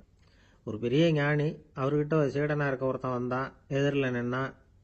ஞானி அவனை வெகு நேரம் உற்று பார்த்தார். அப்புறம் சொன்னார், சீடனாக இருக்கிறது ரொம்ப சிரமம்னார். நான் தயாராக இருக்கிறேன்னா. அது இன்னமும் சிரமமாச்சே, இங்கே வந்து குருவாக இருக்கிறது மட்டுமே சுலபம் அப்படின்னாராம். அப்படின்னா நான் குருவாகவே ஆயிடுறேன் அப்படின்னானா. இது போலவே இந்த காலத்தில் கதை ஒன்று உண்டு. ஒரு பள்ளிக்கூடத்தில் வகுப்பு ஆசிரியர் மாணவனை திட்டிக்கிட்டு இருந்தார். டேய், நீ 100க்கு 10 மார்க்கு தான் வாங்கிட்டு இருக்க. இவ்வளவு மோசமாக நீ படித்தா கடைசியில் மாடு மேய்க்கிறது கூட லாய்க்கு இல்லாதவனா ஆயிடுவேன். அதுக்கப்புறம் என்ன செய்ய போகிற அப்படின்னாராம். பையன் தலையை சொரிஞ்சிக்கிட்டே சொன்னானா, சார் அப்படின்னா ஒன்று செய்கிறேன் அப்படின்னானா. இவர் கேட்டிருக்கார், என்ன செய்ய போகிறேன்னு. வேற என்ன சார், உங்களை மாதிரி ஒரு ஆசிரியர் ஆயிடுறேன் அப்படின்னானா. இமயமலை அடிவாரத்தில் ஒரு மடம். அங்கே ஒரு சன்னியாசி இருந்தார். அவர்கிட்ட ஒருத்தர் வந்தார். சுவாமி, ஆசையை உதற நினைக்கிறேன், முடியல, ஒட்டிக்கிட்டே வருது அப்படின்னாராம். இப்படி உட்கார, ஒரு கதை சொல்கிறேன் அப்படின்னு சொல்லி அவர் சொல்ல ஆரம்பித்தாராம். அவர் சொன்ன கதை என்னன்னா, ஒரு ஊரில் ஒரு ஆள் இருந்தான். அவன் பேர் குப்புசாமி. அவன்கிட்ட எப்பவும் ஒரு பழைய தொப்பி இருக்கும், விடவே மாட்டான். அதனால் அவனை எல்லாரும் தொப்பி சாமி அப்படின்னு தான் கூப்பிடுறது வழக்கம். ஒரு புது தொப்பி வாங்கிக்கப்படாதாப்பா அப்படின்னு நண்பர்கள்லாம் சொல்லி பார்த்தாங்க. பணத்துக்கு எங்கே போவேன் அப்படின்னு விட்டானா. பணம் வச்சிருக்கான், செலவு பண்ண மனசு வரல, மகா கஞ்சன். பழைய பாட்டில்கள்லாம் வாங்கி விற்றுக்கிட்டு இருந்தான். அப்படி ஒரு தடவை பழைய கண்ணாடி சாமான்களை ஏலத்தில் எடுத்தப்போ அதில் ஒரு அருமையான சென்ட்டு பாட்டில் கிடச்சிது. உடனே ஒரு ஐடியா பண்ணான். அந்த சென்ட்டை வந்து சின்ன சின்ன பாட்டில்களில் அடைச்சி ஜன்னல் ஓரமாக அடுக்கி வச்சுட்டான். அதை விற்றா நிறைய பணம் கிடைக்குமே. அதனால் இதுக்கு இடையில் ஒரு நாள் அவன் வந்து அப்படியே உட்காந்துருந்தான். அந்த நேரம் நண்பன் வந்தான். ஏண்டா, உன் பழைய தொப்பியை மாற்றப்படாதா, ஊரில் எல்லாரும் கேலி பேசுகிறாங்களே உன்னை தொப்பி சாமின்னு அப்படின்னு சொல்லி கேட்டிருக்கான். இந்த சென்ட்டு பாட்டில் விற்றதும் பணம் வரும், அதுக்கப்புறம் பார்க்கலாம் அப்படின்னு நானா. இவன் சரி வா, நீச்சல் குளத்துக்கு போயிட்டு வருவோம் அப்படின்னு கூப்பிட்ருக்கான் நண்பன். 2 பேரும் போனாங்க. அதே நேரம் அந்த ஊர் நீதிபதியும் அங்கே குளிக்க வந்தாராம். அவர்கிட்ட இருந்தது விலை வசந்த ஒரு புது தொப்பி. அதை அங்கே இருந்த ஸ்டாண்டில் மாட்டிவிட்டு குளிக்க போனார். இதுக்கிடையில் குப்புசாமி குளிச்சுட்டு வந்தான். அவனுடைய பழைய தொப்பியை காணலை. அந்த புது தொப்பியை பார்த்தா இது நண்பனுடைய வேலை தான் அப்படிங்கிறதாக புரிஞ்சுக்கிட்டு அதை எடுத்து மாட்டிட்டு வந்துட்டான். நீதிபதி குளிச்சுட்டு வந்து பார்க்குறாரு, தொப்பியை காணும். போலீஸில் புகார் கொடுத்தார். அவங்க வந்து தேடினாங்க. ஒரு மூலையில் பழைய தொப்பி கிடச்சிது. அடடா, இது நம்ம குப்புசாமியோட தொப்பி இல்லையா அப்படின்னு நானா ஒருத்தன். உடனே அவன் வீட்டுக்கு தேடிட்டு போயிருக்காங்க. அங்கே போய் பார்த்தா புது தொப்பி அங்கே இருக்குது. உடனே அவனுக்கு 1000 ரூபாய் அபராதம் போட்டாங்களாம். அவன் பணத்தை கட்டிவிட்டு ரொம்ப எரிச்சலோடு வீட்டுக்கு வந்தான். பழைய தொப்பி கண்ணில் பட்டது. மறுபடியும், உன்னால தானே எனக்கு 1000 ரூபா நஷ்டம் அப்படின்னு சொல்லி அதை எடுத்துக்கிட்டு அப்படி போயிருக்கான். அந்த ஊர் குளத்துல வீசி எரிஞ்சிட்டு வந்துட்டான். அது மீன் பிடிக்கிற ஒருத்தன் கையில் சிக்கிச்சு. அவன் வர்ற வழியில் அதை எடுத்து வேகமாக வீசி எறிஞ்சான். அது நேராக குப்புசாமி வீட்டு ஜன்னல் வழியாக உள்ளே வந்து இந்த சென்ட்டு பாட்டில்கள் மேலே விழுந்து எல்லாம் உடஞ்சி நொறுங்கி போச்சு. குப்புசாமி பார்த்தான். தோட்டத்தில் ஆழமாக ஒரு குழியை வெட்டினான். அந்த தொப்பியை போட்டான், மூடிவிட்டான். இதை அடுத்த வீட்டுக்காரன் பார்த்தான். ஏதோ புதையல் தான் வச்சிருக்கான் போல இருக்குன்னு நினச்சான். போலீஸில் போய் புகார் கொடுத்துட்டான். மறுபடியும் போலீஸ் குழியை தோண்டினாங்க. பழைய தொப்பி மறுபடியும் வெளியில் வந்தது. எல்லாரும் சிரிக்கிறாங்க. அன்னைக்கு ராத்திரியே அந்த தொப்பியை எடுத்துக்கிட்டு நேராக புறப்பட்டான். ஒரு கல்லில் அதை சேர்த்து கட்டி குடிநீர் தொட்டி இருக்கும்ல, அதில் போட்டுட்டு வந்துட்டான். இனிமேல் என்ன பண்ணும் பார்ப்போன்னு. ஒரு நாள் திடீர்னு குழாயெல்லாம் அடைப்பட்டு போச்சு. மாநகராட்சி அலுவலர்கள் என்னன்னு பார்த்தா அந்த பழைய தொப்பி குழாயை அடைச்சிக்கிட்டு இருக்குது. இது குப்புசாமியோட தொப்பிங்கிறது தான் எல்லாருக்கும் தெரியுமே. உடனே குடிநீரை பாழாக்கணத்துக்காக குப்புசாமிக்கு கோர்ட்டு 2500 ரூபாய் அபராதம் போட்டுட்டுது. அதையும் கட்டிவிட்டு வெளில வந்தான். கடைசியா முடிவு பண்ணான். ஒரு நெருப்பு குச்சியை கிழிச்சான். தொப்பியை கொளுத்தினான். எரிஞ்சது. எடுத்து வெளில எரிஞ்சான். கொஞ்ச நேரத்தில் தீ அணைப்பு படம் வந்துட்டுது. ஆமாம், இவன் எடுத்து எரிஞ்சது வெளியில் விழுந்து வீட்டு கூரையே பற்றிக்கிட்டு எரிய ஆரம்பிச்சுட்டுது. அவனோட பணத்தாசையும் அதோட சேர்ந்து எரிஞ்சு போச்சான். இப்படி ஒரு கதை. இந்த கதையை சொல்லி முடிச்சார் அந்த இமயமலை அடிவாரத்தில் இருந்த சன்னியாசி. இப்போ அந்த குப்புசாமி எங்கே இருக்கிறான்னு கேட்டார் எதிரில் இருந்தவர். இதோ உன் எதிரிலே இருக்கிறான், நான் தான் அந்த குப்புசாமி அப்படின்னாரான் அந்த சன்னியாசி. அந்த குப்புசாமி கிட்ட இருந்தது மாதிரி ஒரு பழைய தொப்பி நம்ம ஒவ்வொருத்தர்கிட்டையும் உண்டு. அதை எப்படி தொலைக்கிறதுன்னு தெரியாமல் தடுமாறிக்கிட்டு இருக்கிறோம். அது என்ன தொப்பிங்கிறீங்களா? அதுதான் நம்மை சூழ்ந்திருக்கிற மாயை அப்படிங்கிறார் சுவாமி சின்மயானந்தர். மெய்ஞானம் கிடைக்கிறப்போ மாயை எரிஞ்சு போகும் அப்படிங்கிறது அவருடைய கருத்து. நம்மால் ஒருத்தர் வேகமாக ஓடி வந்தார். காலில் மாட்டியிருந்த பழைய செருப்பு ரெண்டையும் ஆவேசமாக தூக்கி ஒரு கிணத்துல போட்டுட்டு வெறுங்காலோட நடந்து வந்துகிட்டு இருக்கிறார். ஏன் அப்படி பண்ணீங்க அப்படின்னு கேட்டோம். அந்த செருப்புக்கு சொந்தக்காரன் பின்னாடி வந்துகிட்டு இருக்கிறான், அதனால அப்படி பண்ணேன் அப்படிங்கிறார் இவர். காசியில் இருக்கிற கடவுள் காசி விஸ்வநாதர், அங்கே இருக்கிற தேவி காசி விசாலாட்சி. இவங்க 2 பேரும் ஒரு நாள் பேசிக்கிட்டு இருந்தப்போ கடவுள் சொன்னார், இந்த மனிதர்களை நாம் ரொம்பவும் நம்பிக்கையோடு தான் படைச்சிருக்கிறோம். இருந்தாலும் அவங்களுக்கு தான் நம்பிக்கை இல்லை, எதுலேயும் ஒரு உண்மையான நம்பிக்கை இல்லாமல் வாழ்ந்துக்கிட்டு இருக்கிறாங்க அப்படின்னார். என்ன அப்படி சொல்கிறீங்க? அதை பாருங்க, எவ்வளவு பேர் காசியை தேடிட்டு கங்கையில் குளிச்சுக்கிட்டு இருக்கிறாங்க. அவங்கெல்லாம் நம்பிக்கை இல்லைன்னா இவ்வளவு தூரம் தேடிட்டு இங்கே குளிப்பாங்களா அப்படின்னு நாங்கள் தேவி. சரி, அதை சோதித்து பார்க்கலாம் அப்படின்னு 2 பேரும் முடிவு பண்ணிக்கிட்டாங்க. உடனே ஒரு திட்டம் போட்டாங்க. அது எப்படின்னா, நாம் 2 பேருமே பக்தர்கள் மாதிரி உருவத்தை மாற்றிக்கிட்டு கங்கை கரைக்கு போக வேண்டியது. நான் கங்கையில் இறங்கி குளிக்கிறேன். கொஞ்ச நேரத்தில் சுழலில் மாட்டிக்கிட்டது மாதிரி நடிக்கிறேன். நீ உடனே கரையிலிருந்து சத்தம் போடு, என்னோட வீட்டுக்காரரை யாராவது காப்பாற்றுங்களேன் காப்பாற்றுங்களேன்னு சத்தம் போடு. அதோட இன்னொன்று சொல்லு, யாராவது ஒரு புண்ணிய ஆத்மா அவர்கிட்ட போய் அவருடைய முடியை பிடிச்சி இழுக்கணும். அப்படி ஒரு சாபம் இருக்குது எங்களுக்கு. புண்ணிய ஆத்மா, அதாவது எந்த பாவமும் செய்யாத இல்லாத ஒருத்தர் தான் அவரை காப்பாற்ற முடியும். அப்படிப்பட்டவங்க யாராவது வெள்ளத்தில் குதிச்சு என்னுடைய கணவரை காப்பாற்றுங்கோ அப்படின்னு நீ சத்தம் போடு, கூச்சல் போடு, என்ன நடக்குதுன்னு பார்க்கலாம் அப்படின்னார் கடவுள். சரின்னு சொல்லி 2 பேருமா சாதாரண பக்தர்கள் மாதிரி கங்கை கரைக்கு சேர்ந்தாங்க. அவர் இறங்கி குளித்தார். திட்டம் போட்டது மாதிரியே சுழலில் மாட்டிக்கிட்டது மாதிரி கத்துனார். கரையில் இருந்த அந்த அம்மா, ஐயோ என் கணவரை காப்பாற்றுங்களேன், யாராவது காப்பாற்றுங்களேன்னு கத்துனாங்க. பல பேர் ஓடி வந்தாங்க. உடனே இவங்க, பாவம் இல்லாத புண்ணிய ஆத்மா ஒருத்தரால் தான் என்னுடைய கணவர் காப்பாற்றப்படணுங்கிறது விதி, அப்படி ஒரு சாபம் இருக்குது, அதனால் புண்ணிய ஆத்மா யாராவது அவர்கிட்ட போய் அவர் முடியை பிடிச்சி தூக்குனா அவரை காப்பாற்றி போடலாம் அப்படின்னாங்க. இவங்க இப்படி சொன்னதும் எல்லாரும் திகைச்சு போய் நின்றுட்டாங்க. ஒவ்வொருத்தருக்கும் அவங்க செஞ்ச பாவம்லாம் ஒவ்வொன்றா ஞாபகத்துக்கு வர ஆரம்பிச்சுட்டுது. சரி, இதுக்கு நாம லாயக்கு இல்லை அப்படின்னு சொல்லி ஒதுங்கி போக ஆரம்பிச்சிட்டாங்க எல்லாம். இந்த சமயத்தில் யாரோ ஒருத்தர் வேகமாக ஓடி வந்தார். ஆற்றுல குதிச்சார். அவர்கிட்ட போனார், முடியை பிடிச்சார், தூக்குனார், அவரை காப்பாற்றி கரைக்கு கொண்டுட்டு வந்துட்டார். அப்படி காப்பாற்றின அந்த ஆளை இவங்க 2 பேரும் தனியாக கூப்பிட்டுக்கிட்டு ஒரு மண்டபத்துக்கு வந்துட்டாங்க. விசாரிக்கிறாங்க. நீ யாரப்பா அப்படின்னு கேட்குறாங்க. ஏதும் தெரியாத மாதிரி. நான் இந்த ஊர் அன்ன சத்திரத்தில் வேலை செய்கிற ஒரு சமையல்காரன் அப்படிங்கிறார். நீ கங்கையில் குளிக்கிறது உண்டான்னு கேட்டிருக்காங்க. நான் இந்த ஊர்லேயே தான் இருக்கிறேன், இருந்தாலும் தினமும் கங்கையில் குளிக்கிறது இல்லை, எப்பாவது ஒரு நாள் அங்கே குளிப்பேன் அப்படின்னார். கங்கையில் மூழ்கி எழுந்திரிச்சா பாவம்லாம் தொலையும்னு சொல்கிறாங்க. அப்படி இருக்கிறப்போ அங்கே இன்னைக்கு கங்கையில் குளிச்சுக்கிட்டு இருக்கிறவங்கெல்லாம் தங்களை புண்ணிய ஆத்மாவா நினைக்கல. கங்கையில் குளிக்காத நீ உன்னை புண்ணிய ஆத்மாவா நினச்சி என்னை காப்பாற்ற வந்திருக்கிற, அது எப்படி அப்படின்னு கேட்டார். அதுக்கு அந்த ஆள் சொல்கிறான், கங்கையில் குதிச்சதுக்கு அப்புறம் தானே உங்களை காப்பாற்ற போகிறோம். அப்படி குதிக்கும் பொழுது என்னுடைய பாவம்லாம் போயிருக்கும்ல, நான் புண்ணிய ஆத்மாவா ஆயிருப்பேனே, அதனால தான் துணிஞ்சு உங்களை காப்பாற்றினேன் அப்படின்னா. கடவுளும் தேவியும் அவனுக்கு காட்சி கொடுத்தாங்களாம். இப்படி ஒரு கதை உண்டு. அதாவது கங்கையில் குளிச்சுக்கிட்டு இருக்கிறவங்களுக்கே தங்களுடைய பாவம் போகுங்கிற நம்பிக்கை பரிபூர்ணமாக இல்லை. குளிக்காத ஒருத்தனுக்கு அந்த நம்பிக்கை இருந்தது. அதனால் அவனால் கடவுளை பார்க்க முடிஞ்சது. கடவுளை நாமளும் பார்க்க முடியுமா முடியாதா அப்படிங்கிற குழப்பம்லாம் நமக்கு வேண்டியதில்லை.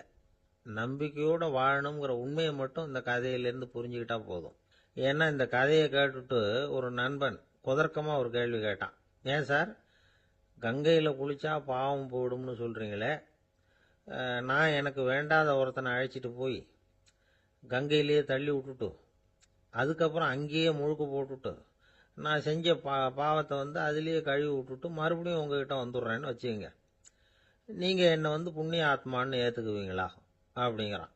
ஆள் கொஞ்சம் ஆசைந்தான், நம்மளே அங்கே அழைச்சிட்டு போனாலும் போயிடுவான். 13வது பாடல். புள்ளின்வாய் கீண்டானே பொல்லா அரக்கனை கிள்ளிக் களைந்தானே, கீர்த்திமை பாடிப்போய் பிள்ளைகள் எல்லோரும் பாவை களம் புக்கார், வெள்ளி எழுந்து வியாழம் உறங்கிற்று புள்ளும் சிலம்பினகான், போதறிக் கண்ணினாய் குள்ளக் குளிரக் குடைந்து நீராடாதே பள்ளி கிடத்தியோ, பாவாய் நீ நன்னாளால் கள்ளம் தவிர்ந்து கலந்தேலோர் எம்பாவாய். கண்ணழகு படைத்த பெண் ஒருத்தியை இப்பாசுரத்தால் எழுப்புகிறார்கள். மலரில் உள்ள வண்டுகள் போன்று அழகிய கண்களை உடையவளே, கொக்கு வேடத்தில் வாயை பிளந்து கண்ணனை விழுங்க எண்ணிய பகாசுரனை அவன் வாயை கிழித்து அழித்த கண்ணபெருமான், கொடியவனான ராவணரது தலைகளை அறுத்து அழித்த ராமபிரான், அவர்களது வீர வரலாறுகளை பாடிக்கொண்டு இளம்பெண்கள் எல்லோரும் பாவை நோன்புக்குரிய இடத்திற்கு எப்போதோ சென்று விட்டனர். வானத்திலேயோ குரு என்கிற கோள் மறைந்து சுக்கிரன் உதயமாகிவிட்டான். பட்சிகள் வீதியெல்லாம் பறந்து சப்திக்கின்றன. இந்த மார்கழி விடியல் விடியும் முன்பே உடல் நன்கு குளிரும்படி மடிவில் குடைந்து குடைந்து நீராட வேண்டாமா? இன்னும் படுக்கையில் சுருண்டு கிடக்கலாமா?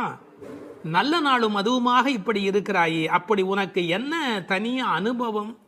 உன் மனதில் உள்ள கள்ளத்தனத்தை விடுத்து எங்களோடு சேர்ந்து வா என்று அழைக்கிறார்கள். இதை ரசமாக அனுபவிக்கிறவர்கள் முதல் பாடலிலே மனத்துக்கினியான் என்று ராமனை பேசிவிட்டதால் இந்த ஆயர்பாடிக்குள்ளே ஒரு பெரிய விவாத கோலாகலம் ஏற்பட்டு விட்டதாம். அதாவது சர்ச்சை. அது யாரடா அது? கண்ணனுடைய ஊரிலே ராமனுடைய கதையை பேசி கொண்டிருக்கிறார்களே என்று சில பேர், சில ஆயர்கள் கோபப்படவும், ஏன் அப்படி பேசக்கூடாதா என்று சில பேர் மறுபடியும் எதிர்ப்பக்கம் விவாதிக்கவும், ஒரு பட்டிமண்டபத்தை போலவே ஒரு விவாதம் அங்கு தொடங்கிவிட்டது என்று அனுபவிப்பார்கள்.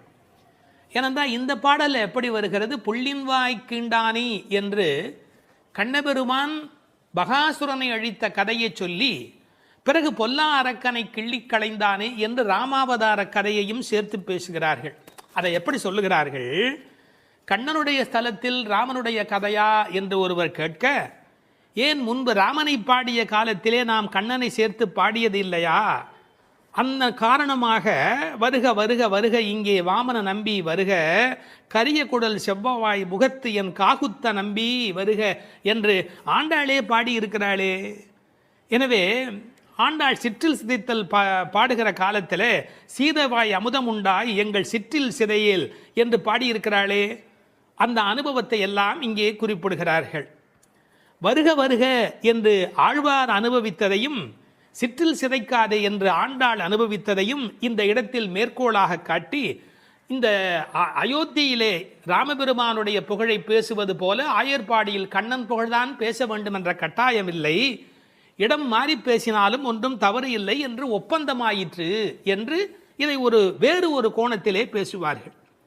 தீவிர பற்று உடையவர்கள் எப்போதும் இது போன்ற பிரச்சனைகளில் ஈடுபடுவது என்பது தவிர்க்க முடியாதது.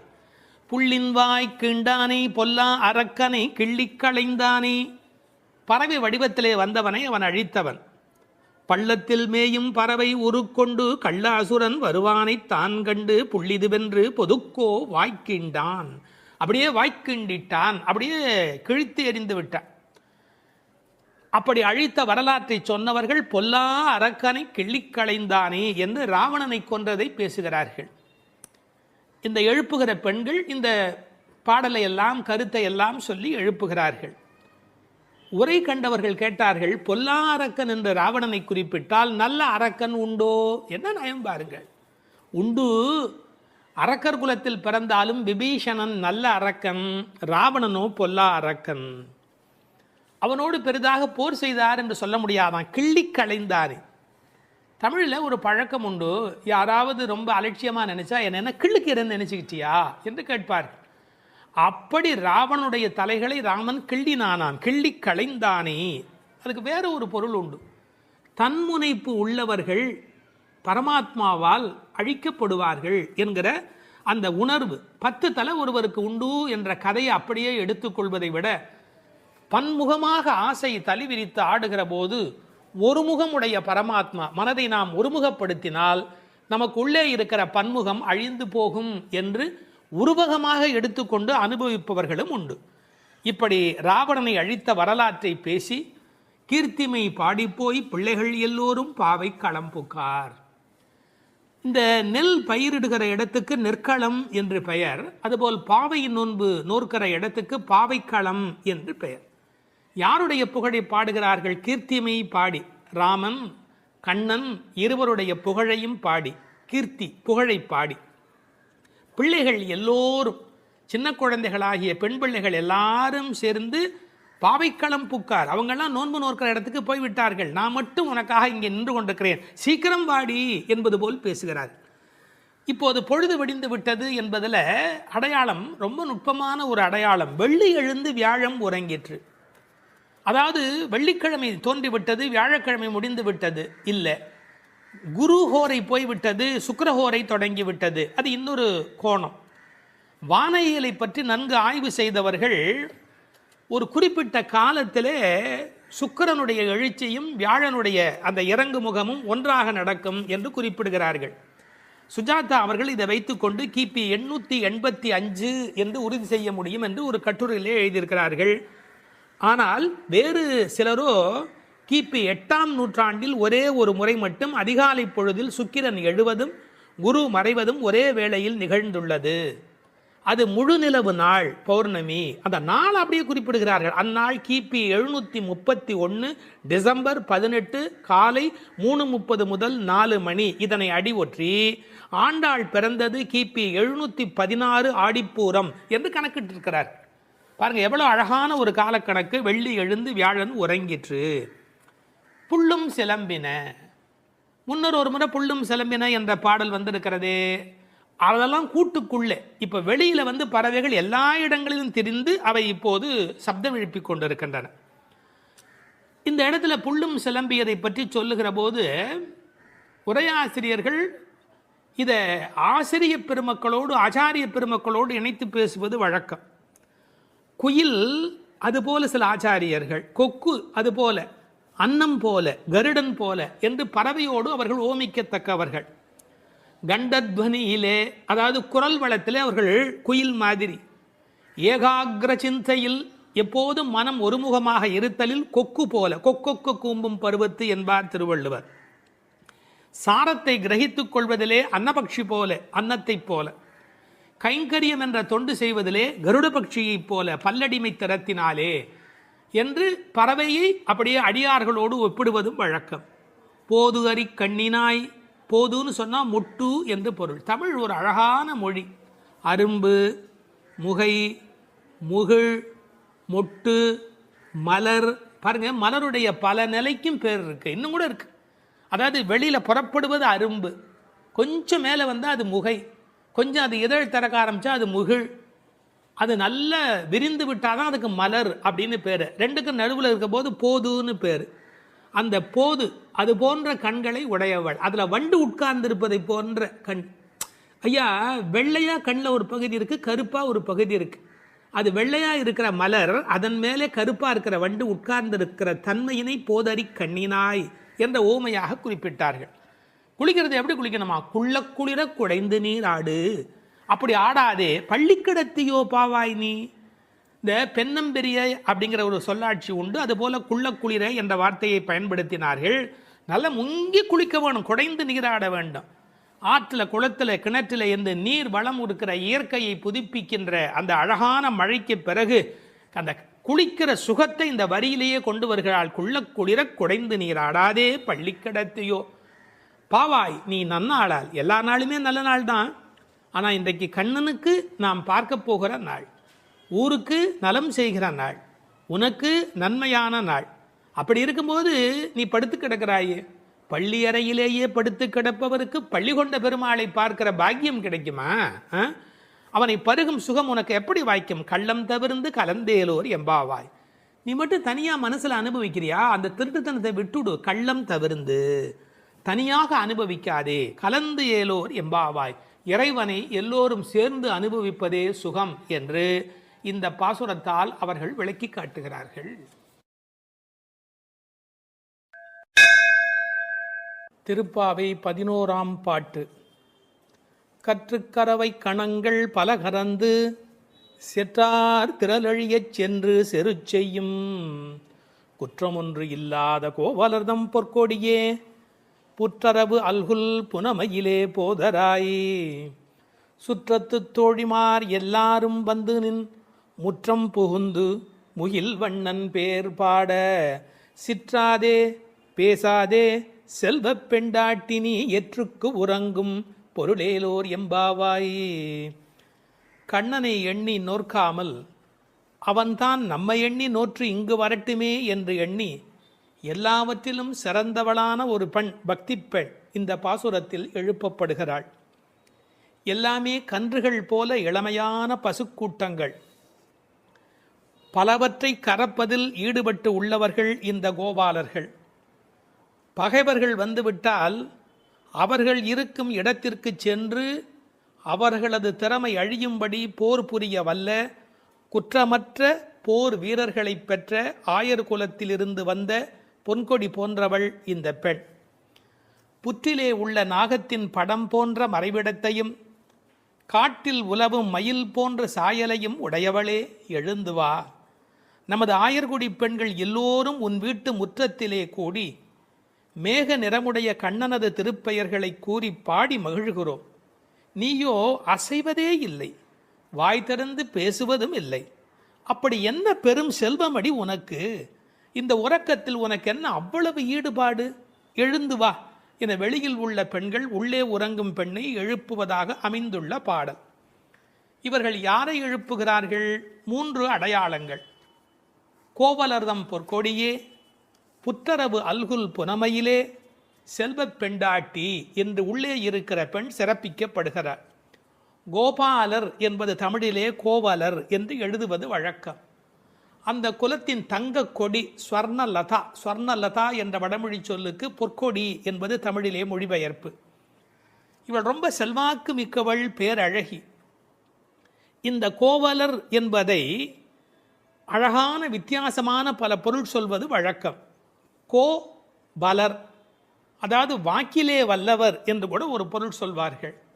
கோ அலர், தங்களை தலைவனாக நினைத்ததே அல்ல, கண்ணனுக்கு அடிமையாக மட்டுமே தன்னை நினைத்து கொண்டிருக்கிறவர்கள். இவள் அவர்கள் வீட்டு ஒரு கொடி, கொழுங்கொடி, கொழுகொம்பு தேடுகிற ஒரு கொடி. கோல் தேடி ஓடும் கொழுந்ததே போன்று மால் தேடி ஓடும் மனத்தள் ஆவிக்கோர் பற்று கொம்பு. இதெல்லாம் ஆழ்வார் திருவாக்கு. இவள் மனம் எப்போதும் கண்ணபெருமானை நோக்கி போய்கொண்டிருக்கும். ஒரு கொழுகொம்பாகிய இறைவனை தேடி போவதாலே இவள் கொடி, ஆனால் பொற்கொடி. அடுத்த வார்த்தை அவளுடைய மறைவிடத்தை குறித்து பேசுகிறார்கள். புற்றரவு அல்குல் புனமையிலே. இது தமிழிலே ரொம்ப இயற்கை. அதில் என்ன ஒரு குறிப்பு இருக்கிறது என்றால், பாம்பு புற்றிலே ஒடுங்கி விடும். அதுபோல் இவளுக்கு ஒடுக்கமான இடை என்பதை நாம் இந்த இடத்தில் புரிந்து கொள்ள வேணும். பெண்ணுக்கு இடை எப்படி இருக்க வேணும்? பொய்யோ எனும் இடையாளொடும் இடையானொடும் போனான். கம்பனுடைய வாக்கு. சீத்தையினுடைய இடை உண்டா இல்லையா என்று எல்லோரும் சர்ச்சை செய்கிற இடை என்று எழுதினார். இந்த புற்றரவு அல்குல் என்பதை கொஞ்சம் விளக்கம் சொல்லுகிற ஆச்சாரியர்கள் அது மறைந்திருப்பதையும், குளிர்ச்சி, பாம்பு புற்றுக்குள் மறைந்திருக்கும், புற்றுக்குள்ளே எப்போதும் வெப்பம் குறைவாக இருக்கும். நான் ஒரு குறிப்பு படித்தேன், 23 டிகிரி செல்சியஸ் அந்த சூட்டில் தான் உள்ளே இருக்குமா பாம்பு குடியிருப்பதற்கு விரும்புமா. ஏர் கண்டிஷன் ரூமில் இருக்கிற மாதிரி அந்த குளிர்ச்சி இருந்தால்தான் அது அங்கே இருக்குமா. அதுபோல இந்த பெண்ணின் மறைவிடத்தையும் அவர்கள் குளிர்ச்சி மிக்கது என்று பாடுகிறார்கள்.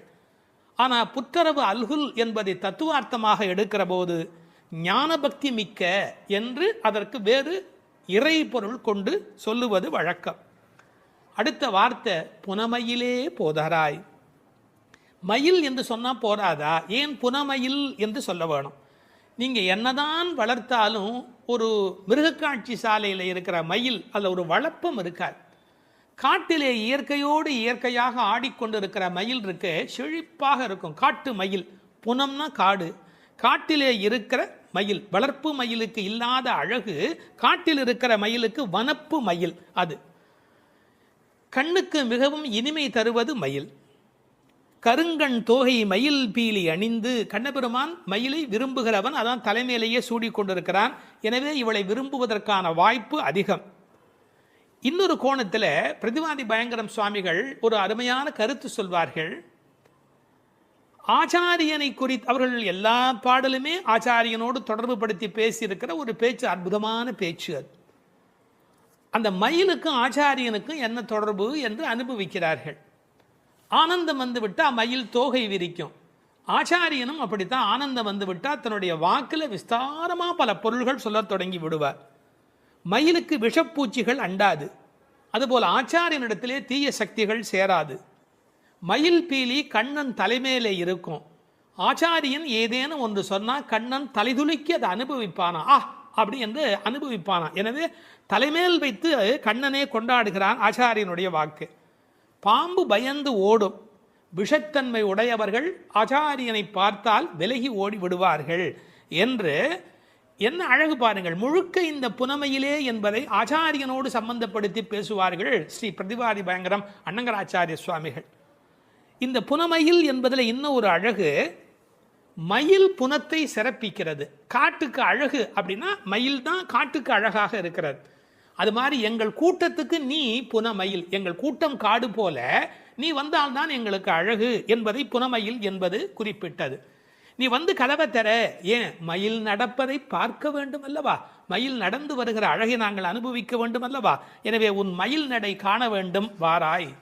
செல்வ பெண்டாட்டி என்று விളിக்கிறார்கள். அடுத்தது, இவள் தலைமகள், குலம் தரும் செல்வம் தந்திடும் என்கிற அத்தனை செல்வமும் உடையவள், கண்ணனுக்கு மிக மிக வேண்டியவள்.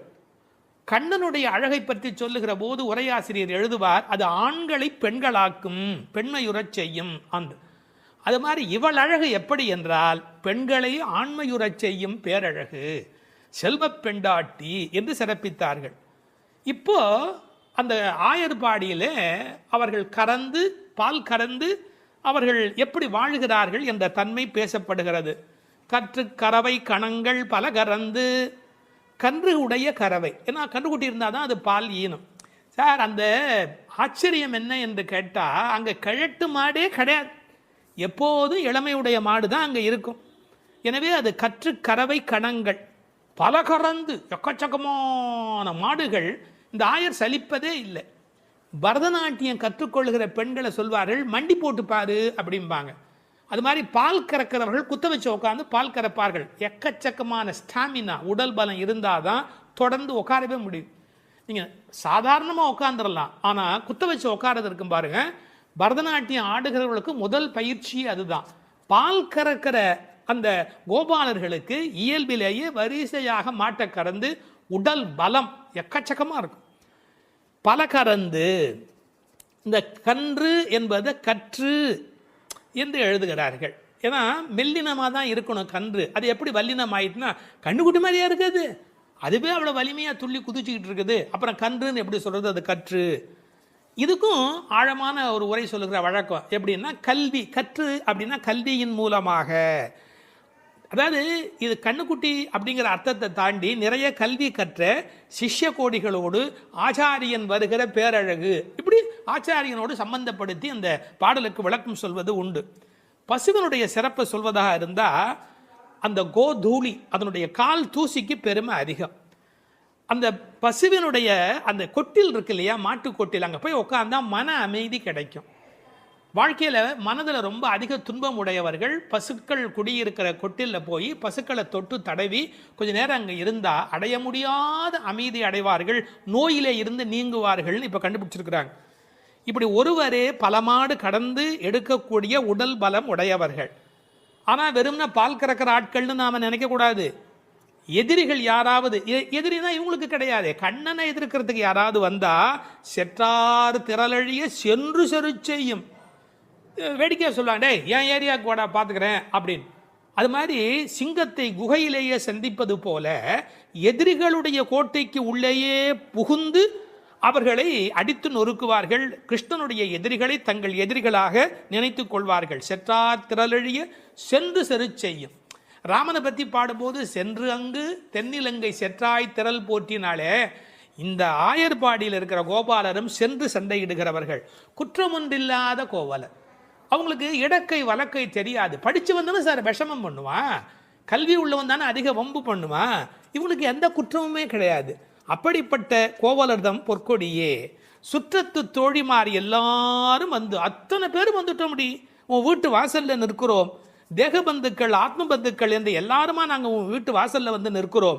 நீ முற்றம் புகுந்து முகில்வண்ணன் பேர் பாட, உங்கள் வீட்டு கதவை திறந்து நாங்கள் தொட்டிமுற்றத்துக்குள்ளேயே வந்து நிற்கிறோம். வீடு கட்டுகிறவர்கள் பழைய காலத்தில் படி, நடை, கூடம், முற்றம், பின்னால் இருக்கிற இடம் வெளி என்று கட்டுவார்கள். நாங்கள் படியை தாண்டி நடையை தாண்டி வீட்டு முற்றத்துக்குள்ளே வந்து பாடுகிறோம். இன்னும் உன் காதில் கேட்கலையா? அணியரங்கன் திருமுற்றத்து அடியார் தங்கள் இன்பமிகு பெரும் குழுவும் கண்டு. பெருமாள் திருமொழியில் இருக்கிற வாக்கு. ரங்கநாதனுடைய முற்றத்தில் வந்து நின்று கொண்டு பாடுவார்கள்.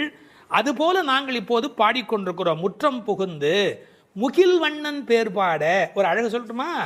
உன்னை புனமயில் என்று வர்ணிக்கிறார்கள். மயில் எப்போ ஆடும்? முகில் பார்த்தா ஆடும். கண்ணன் முகில் வண்ணன், நீ புனமயில், அவனுக்கென்று ஆட பிறந்தவள். முகில் வண்ணன் பேர் பாட சிற்றாதே. சிற்றாதேன்னா அசையாம கிடக்கிறமா, நீ உடம்பு கூட அசையில. நாங்கள் இவ்வளோ பேர் பாடுறோம், ஒரு குலுங்கல் ஒன்றுமே இல்லையே. பேசாதே, பதிலும் நீ பேச மாட்டேங்கிற. செல்வ பெண்டாட்டி, ரொம்ப உனக்கு நாம் கண்ணனுக்கு வேண்டியவன் அப்படிங்கிற ஒரு ஒரு கர்வம் வந்து விட்டதா? செல்வ பெண்டாட்டி நீ எற்றுக்கு உறங்கும் பொருள் ஏலோர் எம்பாவாய். உறக்கத்தில் அர்த்தமே இல்லையேடி, அர்த்தமில்லாத தூக்கத்தில் போய் ஆழ்ந்து கிடக்கிறாயே என்று பேசுவதாக அமைந்திருக்கிறது இந்த பாடல். 9வது பாடல். தூமணி மாடத்து சுற்றும் விளக்கெரிய தூபம் கமழ துயிலணை மேல் கண் வளரும் மாமன் மகளே, மணிக்கதவும் தாழ்த்திரவாய் மாமீர் அவளை எழுப்பீரோ, உன்மகள்தான் ஊமையோ அன்றிச் செவிடோ அனந்தலோ ஏமப் பெருந்துயில் மந்திரப்பட்டாளோ, மாமாயன் மாதவன் வைகுந்தன் என்றென்று நாமம் பலவும் நவின்றேலோர் எம்பாவாய். அப்பழுக்கற்ற தூய்மையான பரிசுத்தமான மாட மாளிகைகளைச் சுற்றிலும் 4 பக்கங்களிலும் விளக்குகள் ஒளிவிட்டு பிரகாசித்து எரிந்து கொண்டிருக்கவும், அம்மாளிகையைச் சுற்றிலும் அயில் சந்தனம் போன்ற வாசனைப் பொருள்களின் நறுமணம் எங்கும் கமழவும், நல்ல பஞ்சடைத்த மெத்தையில் கண்ணுறக்கம் கொள்ளும் எங்கள் மாமன் மகளே, மாணிக்கங்கள் பதிக்கப் பெற்ற உன் வீட்டு கதவின் தாழ்பாளை திறக்க மாட்டாயா? திறந்து விரைவில் வந்து எங்களுடன் சேர்ந்து கொள்ள மாட்டாயா? மாமிகளே, நீங்களாவது அவளை எழுப்பிவிட மாட்டீர்களா? விடிந்து எவ்வளவு நேரமாகிவிட்டது, நாங்கள் இவ்வளவு நேரம் அவளை அழைத்து கொண்டிருக்கிறோமே, அவளுக்கு என்ன ஆயிற்று? ஒரு வார்த்தை கூட பதில் கூற மாட்டேன் என்கிறாளே. அவள் என்ன பேசும் திறனற்ற ஊமையா? அல்லது நாங்கள் அழைப்பது அவளுக்கு கேட்கவில்லையா, காது கேட்கவில்லையா? அல்லது ஆழ்ந்த பேருறக்கத்தில் படுத்து கிடக்கிறாளா? அல்லது யாரேனும் கட்டுப்படுத்தி அவளை பெருந்துயில் கொள்ளுமாறு செய்து விட்டார்களா? அல்லது ஏதேனும் மந்திரம் மாயம் செய்திருக்கிறார்களா? அதன் வசம் கட்டுப்பட்டு இப்படி பேருறக்கம் கொண்டு கிடக்கிறாளே. நாங்கள் அந்த மாமாய செயல்களில் வல்லவனும் மிகுந்த தவமுடைய இலக்குமியின் கணவனும் வைகுண்டத்திற்கு அதிபதியுமான நாராயணன் பெயரை திரும்ப திரும்பச் சொல்லி பக்தி பரவசத்தில் ஈடுபட்டு அவளை அழைக்கிறோமே, அவள் ஏன் இன்னும் எழுந்து வந்து கதவை திறந்து எங்களுடன் சேர்ந்து இறைவன் திருப்பெயரை சொல்லி வழிபட மாட்டேன் என்கிறாள்? நீங்களாவது கேட்டுச் சொல்லுங்களேன் என்கிறார்கள். இந்த பாடலின் திரண்ட பொருள் இது. தூமணி மாடத்து சுற்றும் விளக்கெரிய. விளக்கு எரிப்பதற்கே நிறைய செல்வம் இருக்க வேண்டும். இது சீர்மல்கும் ஆய்பாடி செல்வச் சிறுமியர்கள் வாழுகிற இடம். அந்த வீட்டினுடைய அமைப்பு எப்படி இருக்கிறது? தூய்மையான ரத்தின மணிகள் அப்படியே பதிந்து வைத்திருக்கிறார்கள்.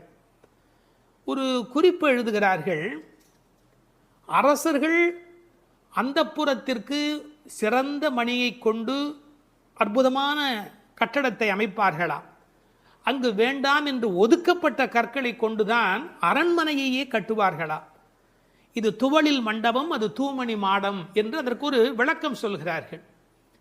ஆக இழைத்து இழைத்து தூய்மையான மணியினை கொண்டு வந்து கட்டியிருக்கிறார்கள்.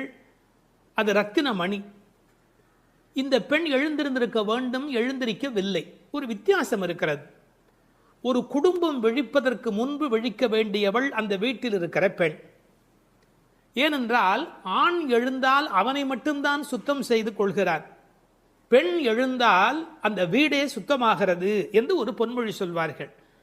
எனவே ஒரு பெண்ணாகி இருக்கிறவள் இப்படி உறங்கிக் கொண்டிருக்கலாமா? தூமணி மாடத்து சுற்றும் விளக்கெரிய. 4 புறங்களிலும் நல்ல விளக்கு எரிந்து கொண்டிருக்கிறது. அது மட்டுமல்ல, அகில் சந்தனம் போன்ற நறுமண புகை வீசுகிறது. தூபம் கமழ. செல்வச் செழிப்பு. துயிலணை மேல் கண் வளரும். அது தூங்குவதற்காகவே அமைக்கப்பட்டிருக்கிற ஒரு பெரிய மெத்தை.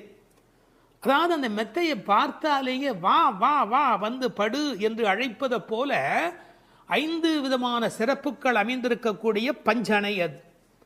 அதில் அழகு இருக்கிறது, மென்மை இருக்கிறது, குளிர்ச்சி இருக்கிறது, சுகம் இருக்கிறது. அப்படிப்பட்ட அருமையான அந்த பஞ்சனையின் மீது அவள் படுத்திருக்கிறாள். தமிழிலே தூங்குகிறார்கள் என்று சொல்ல மாட்டார்கள், கண்வளராய் என்று சொல்வார்கள், மங்களம் கருதி. ஏன்னால் தூங்கிவிட்டார் என்றால் அமங்கலமாகிவிடுமே என்பதற்காக கண்வளராய் என்று சொல்லை பயன்படுத்துவது வழக்கம். சின்ன வயதிலிருந்து குழந்தை கண் வளருது என்று ஒரு வார்த்தை சொல்வார்கள். அதில் ஒரு விஞ்ஞான குறிப்பே இருக்கிறது. உண்மையிலேயே கர்ப்பத்தில் குழந்தை தூங்குவதால் தான் வளருகிறது. அது ஒரு 10 மாத காலம் தாயின் கர்ப்பத்தில் கண் திறக்காது. கண் திறந்து விட்டால் ஊமை, அது விதவிதமான குறைபாடு உடைய ஊனமான குழந்தையா வந்து பிறக்கும் என்று விஞ்ஞான குறிப்பு இருக்கிறது. அந்த குழந்தை கண்களை மூடிக்கொண்டு தூங்கி கொண்டே இருக்கும். அதில் என்ன ஆச்சரியம் என்று கேட்டால், அப்போதான் அது வளருகிறது. ஒரு புள்ளியிலிருந்து ஒரு குழந்தையாக முழுமையாக வளருகிறது. அந்த கண் வளருதல் என்பதிலே தூங்கும் போது வளர்ச்சி நிகழ்கிறது என்கின்ற ஒரு குறிப்பு இருக்கிறது. மனிதனுக்கு கூட தூக்கம் அவசியம். ஏன்னா உடம்பில் இருக்கிற செல்கள் தங்களை புதுப்பித்துக் கொள்வதற்கு மனிதன் தூங்க வேண்டி இருக்கிறது. அடுத்து உறவு சொல்லி அழைக்கிறாள். மாமன் மகளே. இவள் அந்தணகுல பெண் என்றாலும் ஆயர் குலமகளாக ஆகும் விருப்பத்தின் காரணமாக ஒரு சம்பந்தத்தை ஏற்படுத்தி கொள்கிறாளாம். இதை உரையாசிரியர்கள் எழுதும்போது ஒரு அழகான வாக்கியமாக குறிப்பிடுகிறார்கள். திருவாய்ப்பாடியிலே ஒரு பிரகிருதி சம்பந்தம் தனக்கு உஜ்ஜீவன ஹேதுவாக ஆண்டாள் ஆசைப்பட்டபடி. அழகிய மணவாளப் பெருமாள் நாயனாருடைய வியாக்கியானத்திலே திருவாய்ப்பாடியிலே ஒரு பிரகிருதி சம்பந்தம் தனக்கு உஜ்ஜீவன ஹேதுவாக ஆண்டாள் ஆசைப்பட்டபடி மாமன் மகளே என்று உறவு சொல்லி அவள் அழைக்கிறாள். மணிக்கதவம் தாழ்த்திரவாய். அது உள்ளிருப்பது வெளியே தெரியும்படி அமைக்கப்பட்டிருக்கிற ஒரு வீடு. அவள் எப்படி தூங்குகிறாள் என்பது கூட வெளியே தெரிகிறது. அந்த கட்டில், அந்த மெத்தை, அந்த விளக்கு எரிகிறது. இந்த பாடலே மிக ரசமான ஒரு பாடல். திருப்பாவையில் 30 பாட்டு அழகு என்று சொன்னால் இந்த பாட்டுக்கு என்று தனியான ஒரு ரசனை உலகத்தில் தனியான ஒரு கூட்டமே உண்டு. மணிக்கதவம் தாழ்த்திரவாய், நீ வந்து திற. ஏன்னா எழுந்து வந்து திறக்கிற போது நாங்களா திறந்து கொண்டு உள்ள வந்தால் அது மரியாதையாக இருக்காது ஒரு வீட்டுக்குள்ளே. நீ வந்து திற. ஆனால் அவள் அசைவதாக தெரியவில்லை. அவளுடைய அம்மா எழுந்து விட்டாள். அவள் மற்ற வேலைகள் பார்த்து கொண்டிருக்கிறாள். அதனால உறவு சொல்லி அவளை அழைக்கிறார்கள். மாமீர், அவளை எழுப்பீரோ? நீங்கள் அவளை எழுப்பிவிடக்கூடாதா? அப்படி தூங்கி கொண்டிருக்கிறாளே. உன் மகள்தான் தன்னுடைய தோழியினுடைய தாயை பார்த்து சொல்கிறாள், உன் மகள்தான் ஊமையோ அன்றி செவிடோ. என்ன பொருள் தெரியுமா? பேச்சு வராதவர்கள் என்று பொருள் அல்ல. ஊமை என்ற சொல்லுக்கு இறை நாமம் சொல்லாதவர் என்று பொருள் என்று எழுதுகிறார்.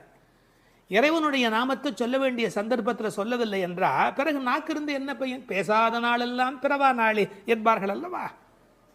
உண்ணா நாள் என்பது இந்த உலகத்தில் சாப்பிடாத நாள் அல்ல, உன்னை வணங்காத நாள் தான் உண்மையிலேயே உண்ணா நாள் என்று குறிப்பிடுவார்கள். ஊமையோ அன்றி செவிடோ. ஏன்னா இறைவன் புகழ் கேளாத செவியென்ன செவியே என்று சிலப்பதிகாரம் பேசும். இந்த பெருமானுடைய புகழை நாங்கள் சொல்லுகிறோம், அவள் காதிருந்தும் கேட்கவில்லையே. நேற்று வரை நன்றாக பேசினாளே, இன்று என்ன ஊமையாகி விட்டாளா? அழைப்பு அவள் காதில் போய் விழவில்லையா? அல்லது இரண்டுமே அவளுக்கு இணைந்து விட்டதா? சோம்பல் வயப்பட்டாளா? யாரேனும் மந்திரம் மாயம் செய்து விட்டார்களா? என்ன நடந்து விட்டது? ஊமையோ அன்றி செவிடோ, மாமாயன் மாதவன் வைகுந்தன் என்றென்று நாமும் பலவும் நவின்றேலோர் எம்பாவாய். ஏன்னா மந்திர துயில் பட்டாளே, இப்படி அவள் பிடிவாதமான ஒரு தூக்கத்தில் போய் மாட்டிக்கொண்டு இருக்கிறாளே. நாங்கள் அழைக்கிறோம், எதை சொல்லி அழைக்கிறோம்? மாமாயன், மகா மாயையில் வல்லவனாகிய பெருமான். மாதவன், நம்முடைய சாதாரண தவம் அல்ல, எல்லா தவங்களுக்கும் அப்பாற்பட்ட பெரும்பொருள். அந்த தவத்தால் அடைய வேண்டியவன் கருணையினால் தானாகவே நம்மிடத்தில் வருவதால் அவன் மாதவன். வைகுந்தத்தில் இருக்கிறவன் என்றாலும் கருணை காரணமாக ஒவ்வொரு கோயிலிலும் அர்ச்சாவதாரத்தில் எழுந்தருளி இருக்கின்றவன். வைகுண்டபதி என்றாலும் இந்த பூமிக்கு கிடைக்கிறவன். வைகுந்தன் என்றென்று நாமும் பலவும் நவின்று. உண்மையிலேயே திருப்பாவையினுடைய நோக்கமே இறைவனுடைய நாமத்தை பல வகையில் சொல்வது. இறைவனுடைய நாமத்துக்கு மிகுந்த சக்தி அதிகம். கட்டிப்பொன் போலே அவன், பணிப்பொன் போலே திருநாமம் என்று உரை எழுதுவார்கள். அதாவது தங்கத்தில் ஒரு பெரிய கட்டி இருந்தால் கூட அதை வைத்துக்கொண்டு என்ன பண்ணுவது? ஆனால் பணிக்கப்பட்ட பொன், வளைக்கப்பட்ட பொன்னாக இருந்தால் அது பல சமயத்தில் ஆபத்துக்கு உதவும். ஒரு மோதிரமாக இருந்தால் அடகு கடையில் வைத்து கூட ஒரு ஆபத்திலேருந்து வெளியில் வரலாம். இறைவன் வைகுந்தத்திலே இருக்கிறான் என்று சொன்னால் கட்டிப்பொன் போலே, ஆனால் பணிப்பொன் போலே அவனுடைய திருநாமம், நாமம் பலவும். இன்னும் கூட நிறைய விளக்கங்கள் சொல்வார்கள். இறைவனுடைய நாமம் இறைவனை விட செல்வாக்கு உடையது என்று. ஒரு வங்கிக்கு போகிறோம், செக்கில் கையெழுத்து போட்டு கொடுத்தா நம்ம கையெழுத்துக்கு தான் அதிக பலம் இருக்குமே ஒழிய, நாமே போய் நின்று கொண்டு பணம் கொடுன்னு கேட்டால் கூட கொடுக்கறதுக்கு யோசிப்பா. எப்படி கொடுப்பார்கள்? கையெழுத்துக்கு அவ்வளோ பெரிய சக்தி இருக்கிறது. அதுபோல் நாமும் இறைவனை காட்டிலும் வலிமை உடையது என்று ஒரு குறிப்பு சொல்வார்கள். ஒரு சின்ன வரலாறு. காஞ்சி மகா சுவாமிகள் உடல்நல குறைவு மாதிரி ஜுரத்தில் இருக்கிறார்கள். மருத்துவர் வர சொன்னார்கள். அவர் உடனே மருந்தெல்லாம் கொடுக்க வேண்டி இருக்குமோ என்ற எண்ணத்தில் அவர் வந்தார். உன்னை யார் இப்படிலாம் வர சொன்னா? நீ உட்கார், நான் இப்போ என்னுடைய டெம்பரேச்சர் எடுத்துக்கோ, விஷ்ணு சஹஸ்ரநாமம் சொல்ல போகிறேன், சொல்லி முடிச்சதுக்கப்புறம் டெம்பரேச்சர் எப்படி இருக்கு பார் அப்படின்னு சொல்லிட்டு விஷ்ணு சஹஸ்ரநாமம் சொல்லுவதற்கு முன்பு ஜுரம் இருந்தது. சொல்லி முடித்த பிறகு ஜுரம் இல்லவே இல்லை. உன்னை எதுக்கு தெரியுமா கூப்பிட்டேன்? மருந்து கொடுத்து தான் இதை காப்பாற்றணுங்கிறது இல்லை, விஷ்ணு சஹஸ்ரநாமம் சொன்னாலேயே ஜுரம் போயிடும்னு தெரிஞ்சுக்கோ என்று ஒரு செய்தி சொன்னதாக ஒரு வரலாறு உண்டு. அவனுடைய நாமம் எல்லா நோய்களையும் போக்கக்கூடியது. அந்த நாமம் பலவும் நவின்றேலோர் எம்பாவாய். அந்த நாமங்களை நாம் வாய் திறந்து பாடுவோம் என்பதாக இந்த பாட்டு நிறைவு பெறுகிறது. திருப்பாவை 10ஆம் பாடல்.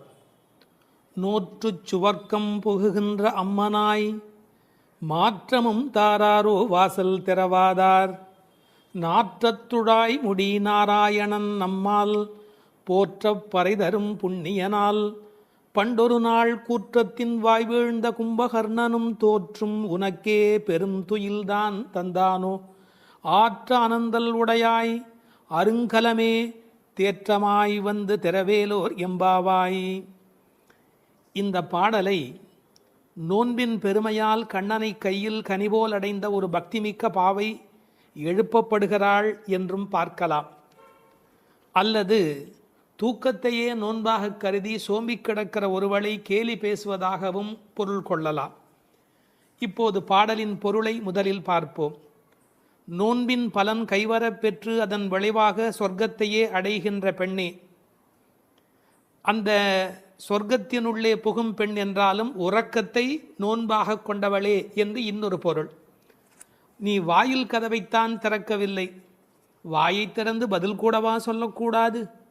மனம் நிறைந்த திருத்துழாய் துளசி மாலையை திருமுடியில் அணிந்திருக்கிற நாராயணன், நமது போற்றுதலை ஏற்று பலனை வழங்குகின்ற புண்ணியன், முன்னொரு காலத்தில் யவனுக்கு இரையாகி போன கும்பகர்ணன் உன்னுடன் தூக்கப் போட்டிக்கு வந்து தோற்று பெரிய தூக்கத்தை தன் தோல்வியின் அடையாளமாக உனக்கு வழங்கிவிட்டானா என்ன?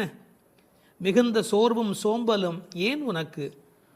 இந்த குழுவுக்கே ஒப்பற்ற அணிகலன் போல விளங்குகிறளா அல்லவா நீ? படுக்கையை விட்டு தெளிவுடன் எழுந்து வந்து கதவை திற என்று வெளியில் நின்ற தோழியர் உள்ளே படுத்திருப்பவளை அழைக்கிறார்கள். இதுவே பாடலின் திரண்ட பொருள். இங்கே கேலியும் கிண்டலும் கூட ஒரு வகையான விளையாட்டாக எடுத்துக்கொள்ள ஒரு பகுதி இடம் கொடுக்கிறது. ஒரு பெண் சொல்லி இருக்கிறாள், நான் கடுமையான தவம் பண்ணி சொர்க்கம் போகப் போகிறேன் என்று இவர்கள் பேசிக்கொண்டிருக்கிற போது தோழிகளுக்கு மத்தியில் சொல்லி இருக்கிறாள்.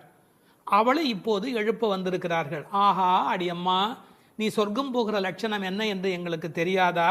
நோற்று சொர்க்கம் போகுகின்ற அம்மனாய், நீ தவம் பண்ணி சொர்க்கம் போவேன் என்று சொன்னாயே, இப்போது படுத்து கிடக்கிறாயே. இப்படி எடுத்துக்கொண்டால் அது ஒரு கேலியான கிண்டலான அவளை பற்றி பேசுகிற ஒரு விளையாட்டு பேச்சாக பொருளாகிறது. உண்மையிலேயே எடுத்துக்கொண்டால் அவள் உண்மையான கடினமான முயற்சி உடையவள், எல்லா நோன்புகளையும் சரியாக மேற்கொள்ளுகிறவள், நாளை வைகுந்தம் சேர வேண்டும் என்ற எண்ணத்தில் தன் வாழ்நெறியை அமைத்து கொண்டவள். எனவே நோற்று சொர்க்கம் போகுகின்ற அம்மனாய் பெருமைக்கு உரியவளே, நீ தவம் பண்ணி மேலே போவேன் என்று சொன்னாயே, இப்போது தூங்கிக் கொண்டிருக்கிறாயே என்று ரெண்டு வகையிலேயும் பாவத்தை மாற்றி பொருள் சொல்லக்கூடிய பாடல் வரி இது. சொர்க்கம் எது, நரகம் எது? ராமாயணத்திலே சீதா பிராட்டியார் சொல்கிறார், உன்னோடு இருப்பதுதான் எனக்கு சொர்க்கம். ராமனிடத்திலே சொல்கிறார், உன்னை பிரிந்தால் அது நரகமாக ஆகிவிடுகிறது. ஆகவே பெருமானோடு இருக்கிற நேரம்தான் சொர்க்கம். இவள் ஒருவேளை தன் தவத்தின் பலனால் பெருமாளோடு இருக்கிறவளோ, இறைவனுடைய நினைப்பே சொர்க்கமாகிறது, மறப்பே நரகமாகிறது. இது இன்னொரு சிந்தனை. இவளுடைய இயல்பு பக்குவம் காரணமாக உயர்ந்து போய் சாது கோஷ்டியில் சேர்ந்து விட்ட காரணத்தால் சாமானியரோடு நமக்கென்ன பேச்சு என்ற எண்ணத்தில் வாயாடாமல் இருக்கிறாளோ என்பதை அடுத்த வரி நமக்கு புலப்படுத்தும்.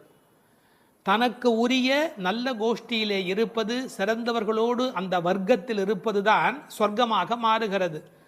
நீ அப்படி தகுந்த சாது கோஷ்டியிலே போய் சேர்ந்து விட்டதால் எங்களோடெல்லாம் பேசக்கூடாது என்பதற்காக மாற்றமும் தாராரோ, நீ பதில் தராமல் இருக்கிறாயா என்று ஒரு கேள்வி எழுகிறது.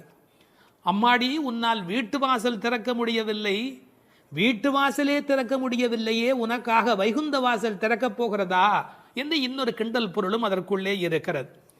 மாற்றம் தாராரோ வாசல் திறவாதார். ஒருவேளை உண்ணாவிரதம் மாதிரி மௌன விரதம் இருக்கிறாயா? அட, வாயில் திறப்பது கடினம், வாயை திறப்பது கூடவா கடினம்? வாசல் செம்மினால் வாயும் செம்ம வேண்டுமோ என்று வியாக்கியானத்திலே இந்த இடத்தை குறிப்பிடுவார்கள். நீ எழுந்து பேச வேண்டாம், கதவை திறக்கக்கூடாதா? கதவை திறக்க வேண்டாம், வாயாலாவது பதில் சொல்லக்கூடாதா? ஏன் இப்படி நீ இருக்கிறாய் என்று அந்த பெண்ணை கேட்பது போல் அந்த பாடல் அமைந்திருக்கிறது. அடுத்து நாராயணனை சொல்லுகிறார்கள். நாற்றத் துழாய்முடி நாராயணன். உலகத்திலேயே மிகப்பெரிய சிறப்பு துளசிக்கு உண்டு. பிறக்கும் போதே அது நறுமணத்தோடு பிறப்பது. அதனால்தான் பின்னாலே பாடுகிறார்கள், இருந்தவண்ணாகிலும் கொண்டு வீசுமினி. துளசி கிடைக்கவில்லை என்றாலும் பரவாயில்லை, துளசி இருந்த மண்ணை எடுத்தாவது எங்கள் மீது வீசுங்கள் என்பார்கள். ஒரு பெருமாள் கோயிலுக்குள் போகிற போது நமக்கு கிடைக்கிற மிகப்பெரிய இன்பமே அந்த திருத்துழாய் நறுமணம். பச்சை கற்பூரம் அது இன்னொரு பக்கம், திருத்துழாய் நறுமணம்தான் கோயிலின் சிறப்பழகு. கண்ணன் திருத்துழாய் அணிந்து அங்கு வந்து சென்றால் 100 குழிக்கு தாங்கும் என்று உரை எழுதுவார்கள். அதாவது அவன் வந்து போன வாசம் அந்த இடம் முழுவதும் நிறைந்திருக்குமா. இப்போது திருத்துழாய் வாசம் வருவதாலே இந்த பெண்களுக்கு உள்ளூர ஒரு கவலை, ஒருவேளை கண்ணன் இங்கே உள்ளே வந்துவிட்டு போயிருக்கிறானோ என்கிற ஒரு சின்ன கவலையும் வெளிப்பட பேசுகிறார்கள். நாற்றத் துழாய்முடி நாராயணன். நான் துளசியை பற்றி ஒரு மருத்துவ புத்தகம் படித்து கொண்டிருந்தேன். அதில் துளசி பிராணசக்தியை கூட்டி நம்முடைய கபத்தை குறைக்கக்கூடியது. அது மட்டுமல்ல, அது 100 வகையான மேலான மருந்தாக அது பயன்பட்டு கொண்டிருக்கிறது. துளசி, கருந்துளசி, செந்துளசி, நாதுளசி என்று 4 வகையாக அது கிடைக்கிறது. பிராணசக்தியை கூட்டுகிறது என்பதற்காக அப்படியே எடுத்துக்கொள்ளுகிற போது அது முற்றிலுமாக ஒருவருடைய உடலை மாற்றி அமைக்கக்கூடியது. துறவரத்துக்கு போகிறவர்களுக்கு கூட துணை நிற்கக்கூடியது என்று ஒரு குறிப்பு எழுதி வைத்திருக்கிறார்கள். துளசியோடு ஒரு 5 மிளகு வைத்து 3 நாள் சாப்பிட்டால் 3 மாத காலம் ஒரு பெண் அப்படி சாப்பிட்டால் குழந்தை பேர் இல்லாத பெண்களுக்கு வாய்க்கும் என்று எழுதுகிறார்கள். 9 மிளகு வைத்து அரைத்து 7 நாட்கள் வெறும் வயிற்றில் சாப்பிட்டால் எந்த விஷமும் உரியும் என்று எழுதுகிறார்கள். எனவே மருந்தல்ல, மாமருந்தாக விளங்குவது திருத்துழாய். அந்த நாற்றத்துழாய் முடி நாராயணன். திருவடியில் மட்டுமல்ல, அவன் திருமுடியிலும் இருக்கிற மேன்மையும் ஏற்றமும் பெற்றது இந்த திருத்துழாய். அந்த நாராயணன் நம்மால் போற்ற பறைதரும் புண்ணியனால். இந்த நம்மால் என்பதை நம்மால் என்று பிரித்து சொல்வார்கள், நம்மால் என்று சேர்த்து சொல்வார்கள். அதாவது நாம் இப்போது பாடினால் அவன் நமக்கு பறை தருவான், நம்முடைய மால் நமக்கு பறை தருவான். நமக்கு மால் இருக்குமென்றாலும், மால் என்றால் மயக்கம். சில பேர் சுய மோகிகள், தன்னைத்தானே மோகித்துக் கொண்டு தன்னை பெரிதாக நினைத்துக் கொண்டிருப்பார்கள். அப்படிப்பட்ட குறையுடையவராக இருந்தாலும் கூட அவர்களுக்கு கருணை பாலிக்கிறவன் கடவுளாக மாறுகிறான். நம்மால் போற்ற பறை தரும் புண்ணியனால், அவன் புகழை பாடிய மாத்திரத்தில் நமக்கு பறை தருகிறான், புருஷார்த்தங்களை அருளுவதற்கு தயாராக இருக்கின்றான். அடுத்து அந்த பெண்ணை அவர்கள் கேலி பேசுகிறார்கள். அப்படிப்பட்டவனை நாங்கள் பாடுகிற போது கூட நீ தூங்கிக் கொண்டிருக்கிறாயே, இது என்ன நியாயம்? பண்டொரு நாள் கூற்றத்தின் வாய் வீழ்ந்த கும்பகர்ணனும். இந்த பண்டொரு நாள் என்பதற்கு நேரடியாக நீங்கள் பொழிப்புரை எழுதினால், முன்பு ஒரு நாள், அதாவது ராமாயணம் முன்னர் நடந்தது. அப்படி முன்பொரு நாள் நடந்த ராமாயண யுத்தத்தில் கும்பகர்ணன் தோற்று விழுந்தான். இது வெளிப்படையான பொருள். ஆனால் ஒரு நயம் இருக்கிறது. பண்டு ஒரு நாள், ராமாயண கதை படித்தவர்களுக்கு தெரியும், ராவணனை போன்றவர்கள் முதல் நாள் போருக்கு வருகிறார்கள், பின்னாலும் வருகிறார்கள். இந்திரஜித்தன் ஒரு நாள் வருகிறான், பிறகு இன்னொரு நாள் வருகிறான். ஆனால் கும்பகர்ணன் ஒரே ஒரு நாள் தான் போருக்கு வருகிறான், அன்றே மாண்டு போய் விடுகிறான். இந்த மிகப்பெரிய வரலாற்று குறிப்பை பண்டொரு நாள் கூற்றத்தின் வாய்வீழ்ந்த கும்பகர்ணன் என்று குறிக்கிறாள். கூற்றத்தின் வாய்வீழ்ந்த கும்பகர்ணன் என்றால் யமனுடைய வாயில் வந்து விழுந்த கும்பகர்ணன். ராமன் கொன்றான் என்று பழி சொல்ல விருப்பமில்லை. ஒருவர் தண்ணீர் குடிப்பதற்கு ஏரி வெட்டி வைக்கிறார், அதில் வந்து ஒருவர் விழுந்து விட்டால் அது ஏரி வெட்டி அவருடைய தவறா? அது மாதிரி தயரதன் பெற்ற மரகத மணித்தடம் ஸ்ரீராமன், அதில் வந்து விழுந்து இறந்தவன் கூற்றத்தின் வாய்வீழ்ந்த கும்பகர்ணன் என்று நயம்பட பேசுகிறாள். 6 மாதம் தூக்கமுடையவன் அவன் தோற்றும் உனக்கே பெருந்துயில்தான் தந்தானோ. தோற்றவர்கள் வெற்றி பெற்றவர்களுக்கு ஒரு பரிசு தர வேண்டும். அப்படி கும்பகர்ணன் தோற்றவன் இந்த தூக்கத்தை இவளுக்கு பரிசாக கொடுத்து விட்டு போயிருக்கிறான். கும்பகர்ணன் இவளோடு போட்டி போட்ட போது இவள் வெற்றி பெற்று விட்டாளாம்.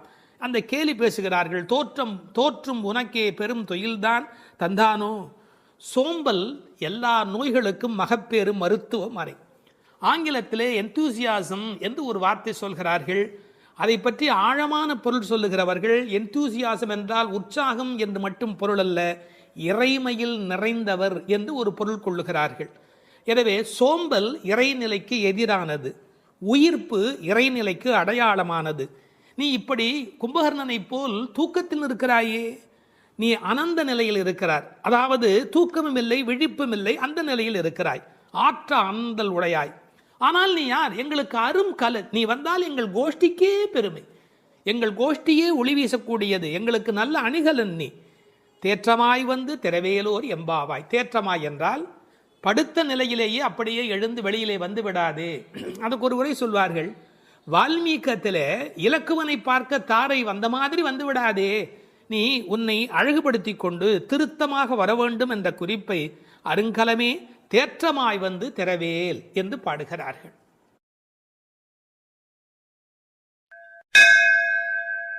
12ஆம் பாடல்.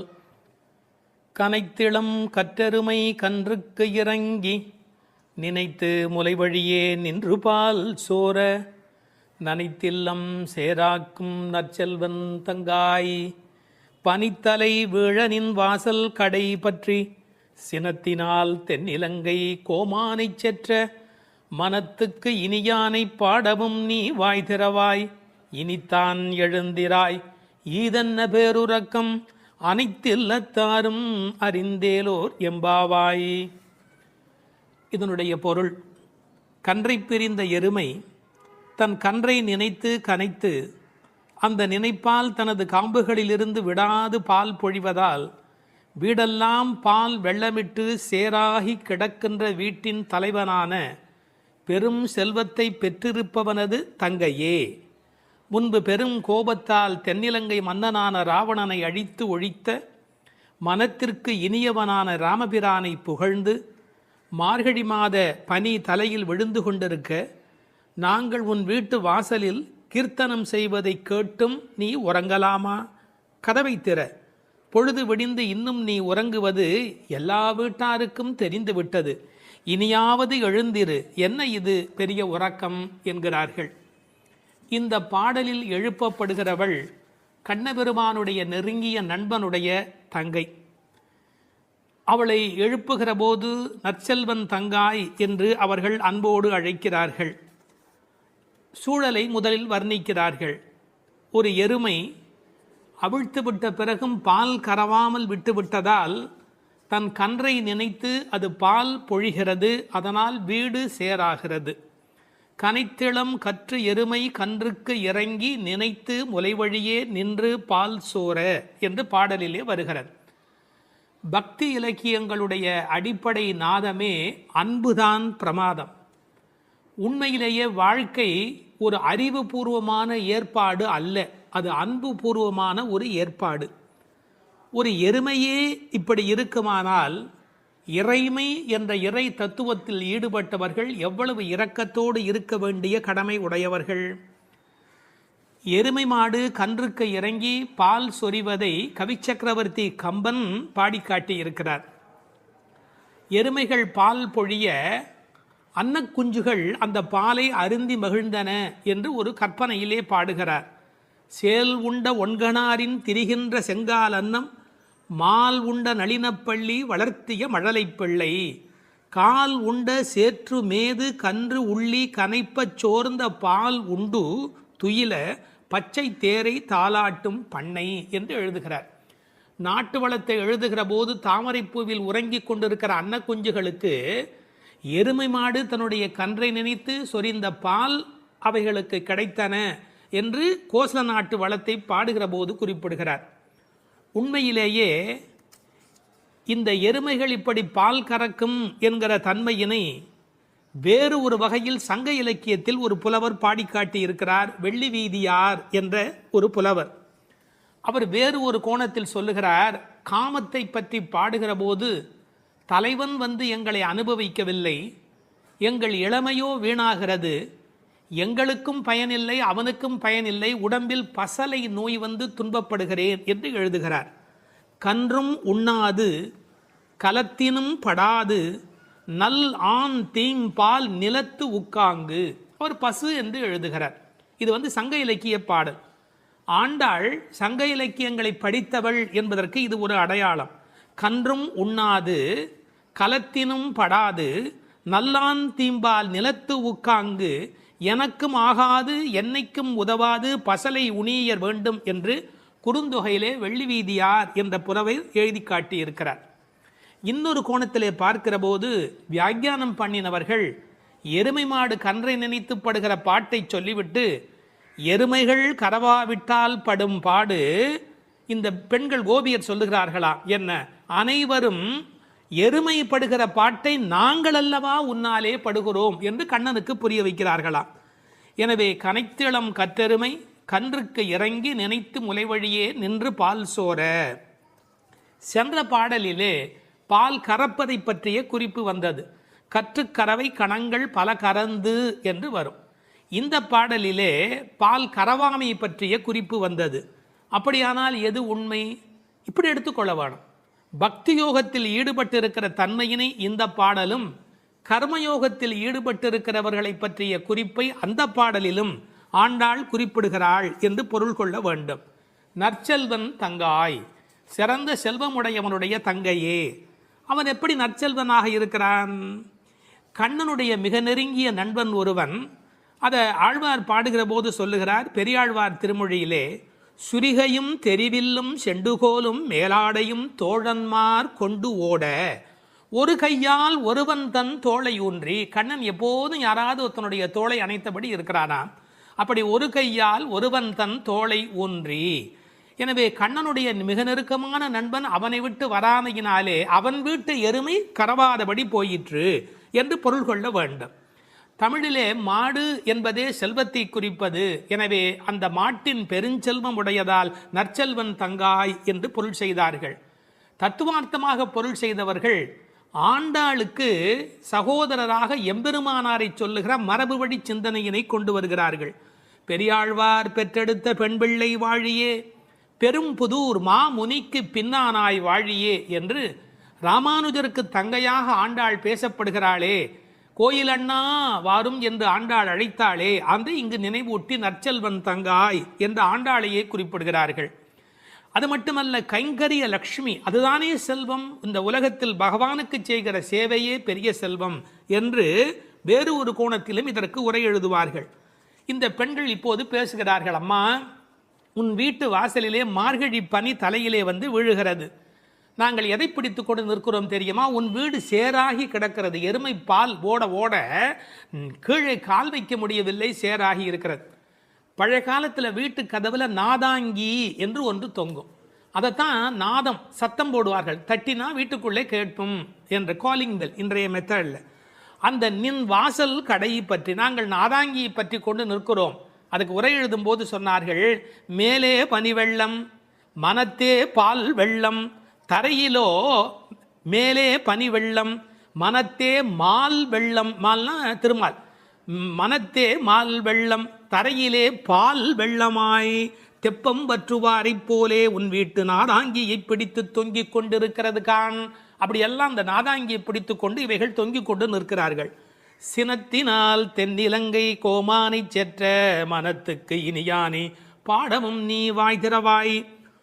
அளவு கடந்த அநியாயம் செய்து விட்டான் ராவணன். என்ன, சீத்தையை ராமனால் பிரிய முடியாது, பிராட்டியையும் பெருமாளையும் பிரிக்கக்கூடாது. அந்த பாவத்தை செய்தமையினால் கோபப்பட்டு சினத்தினால் தென்னிலங்கை கோமான் ராவணனை செற்ற அழித்த மனத்துக்கு இனியானை பாடவும் நீ வாய் திறவாய்.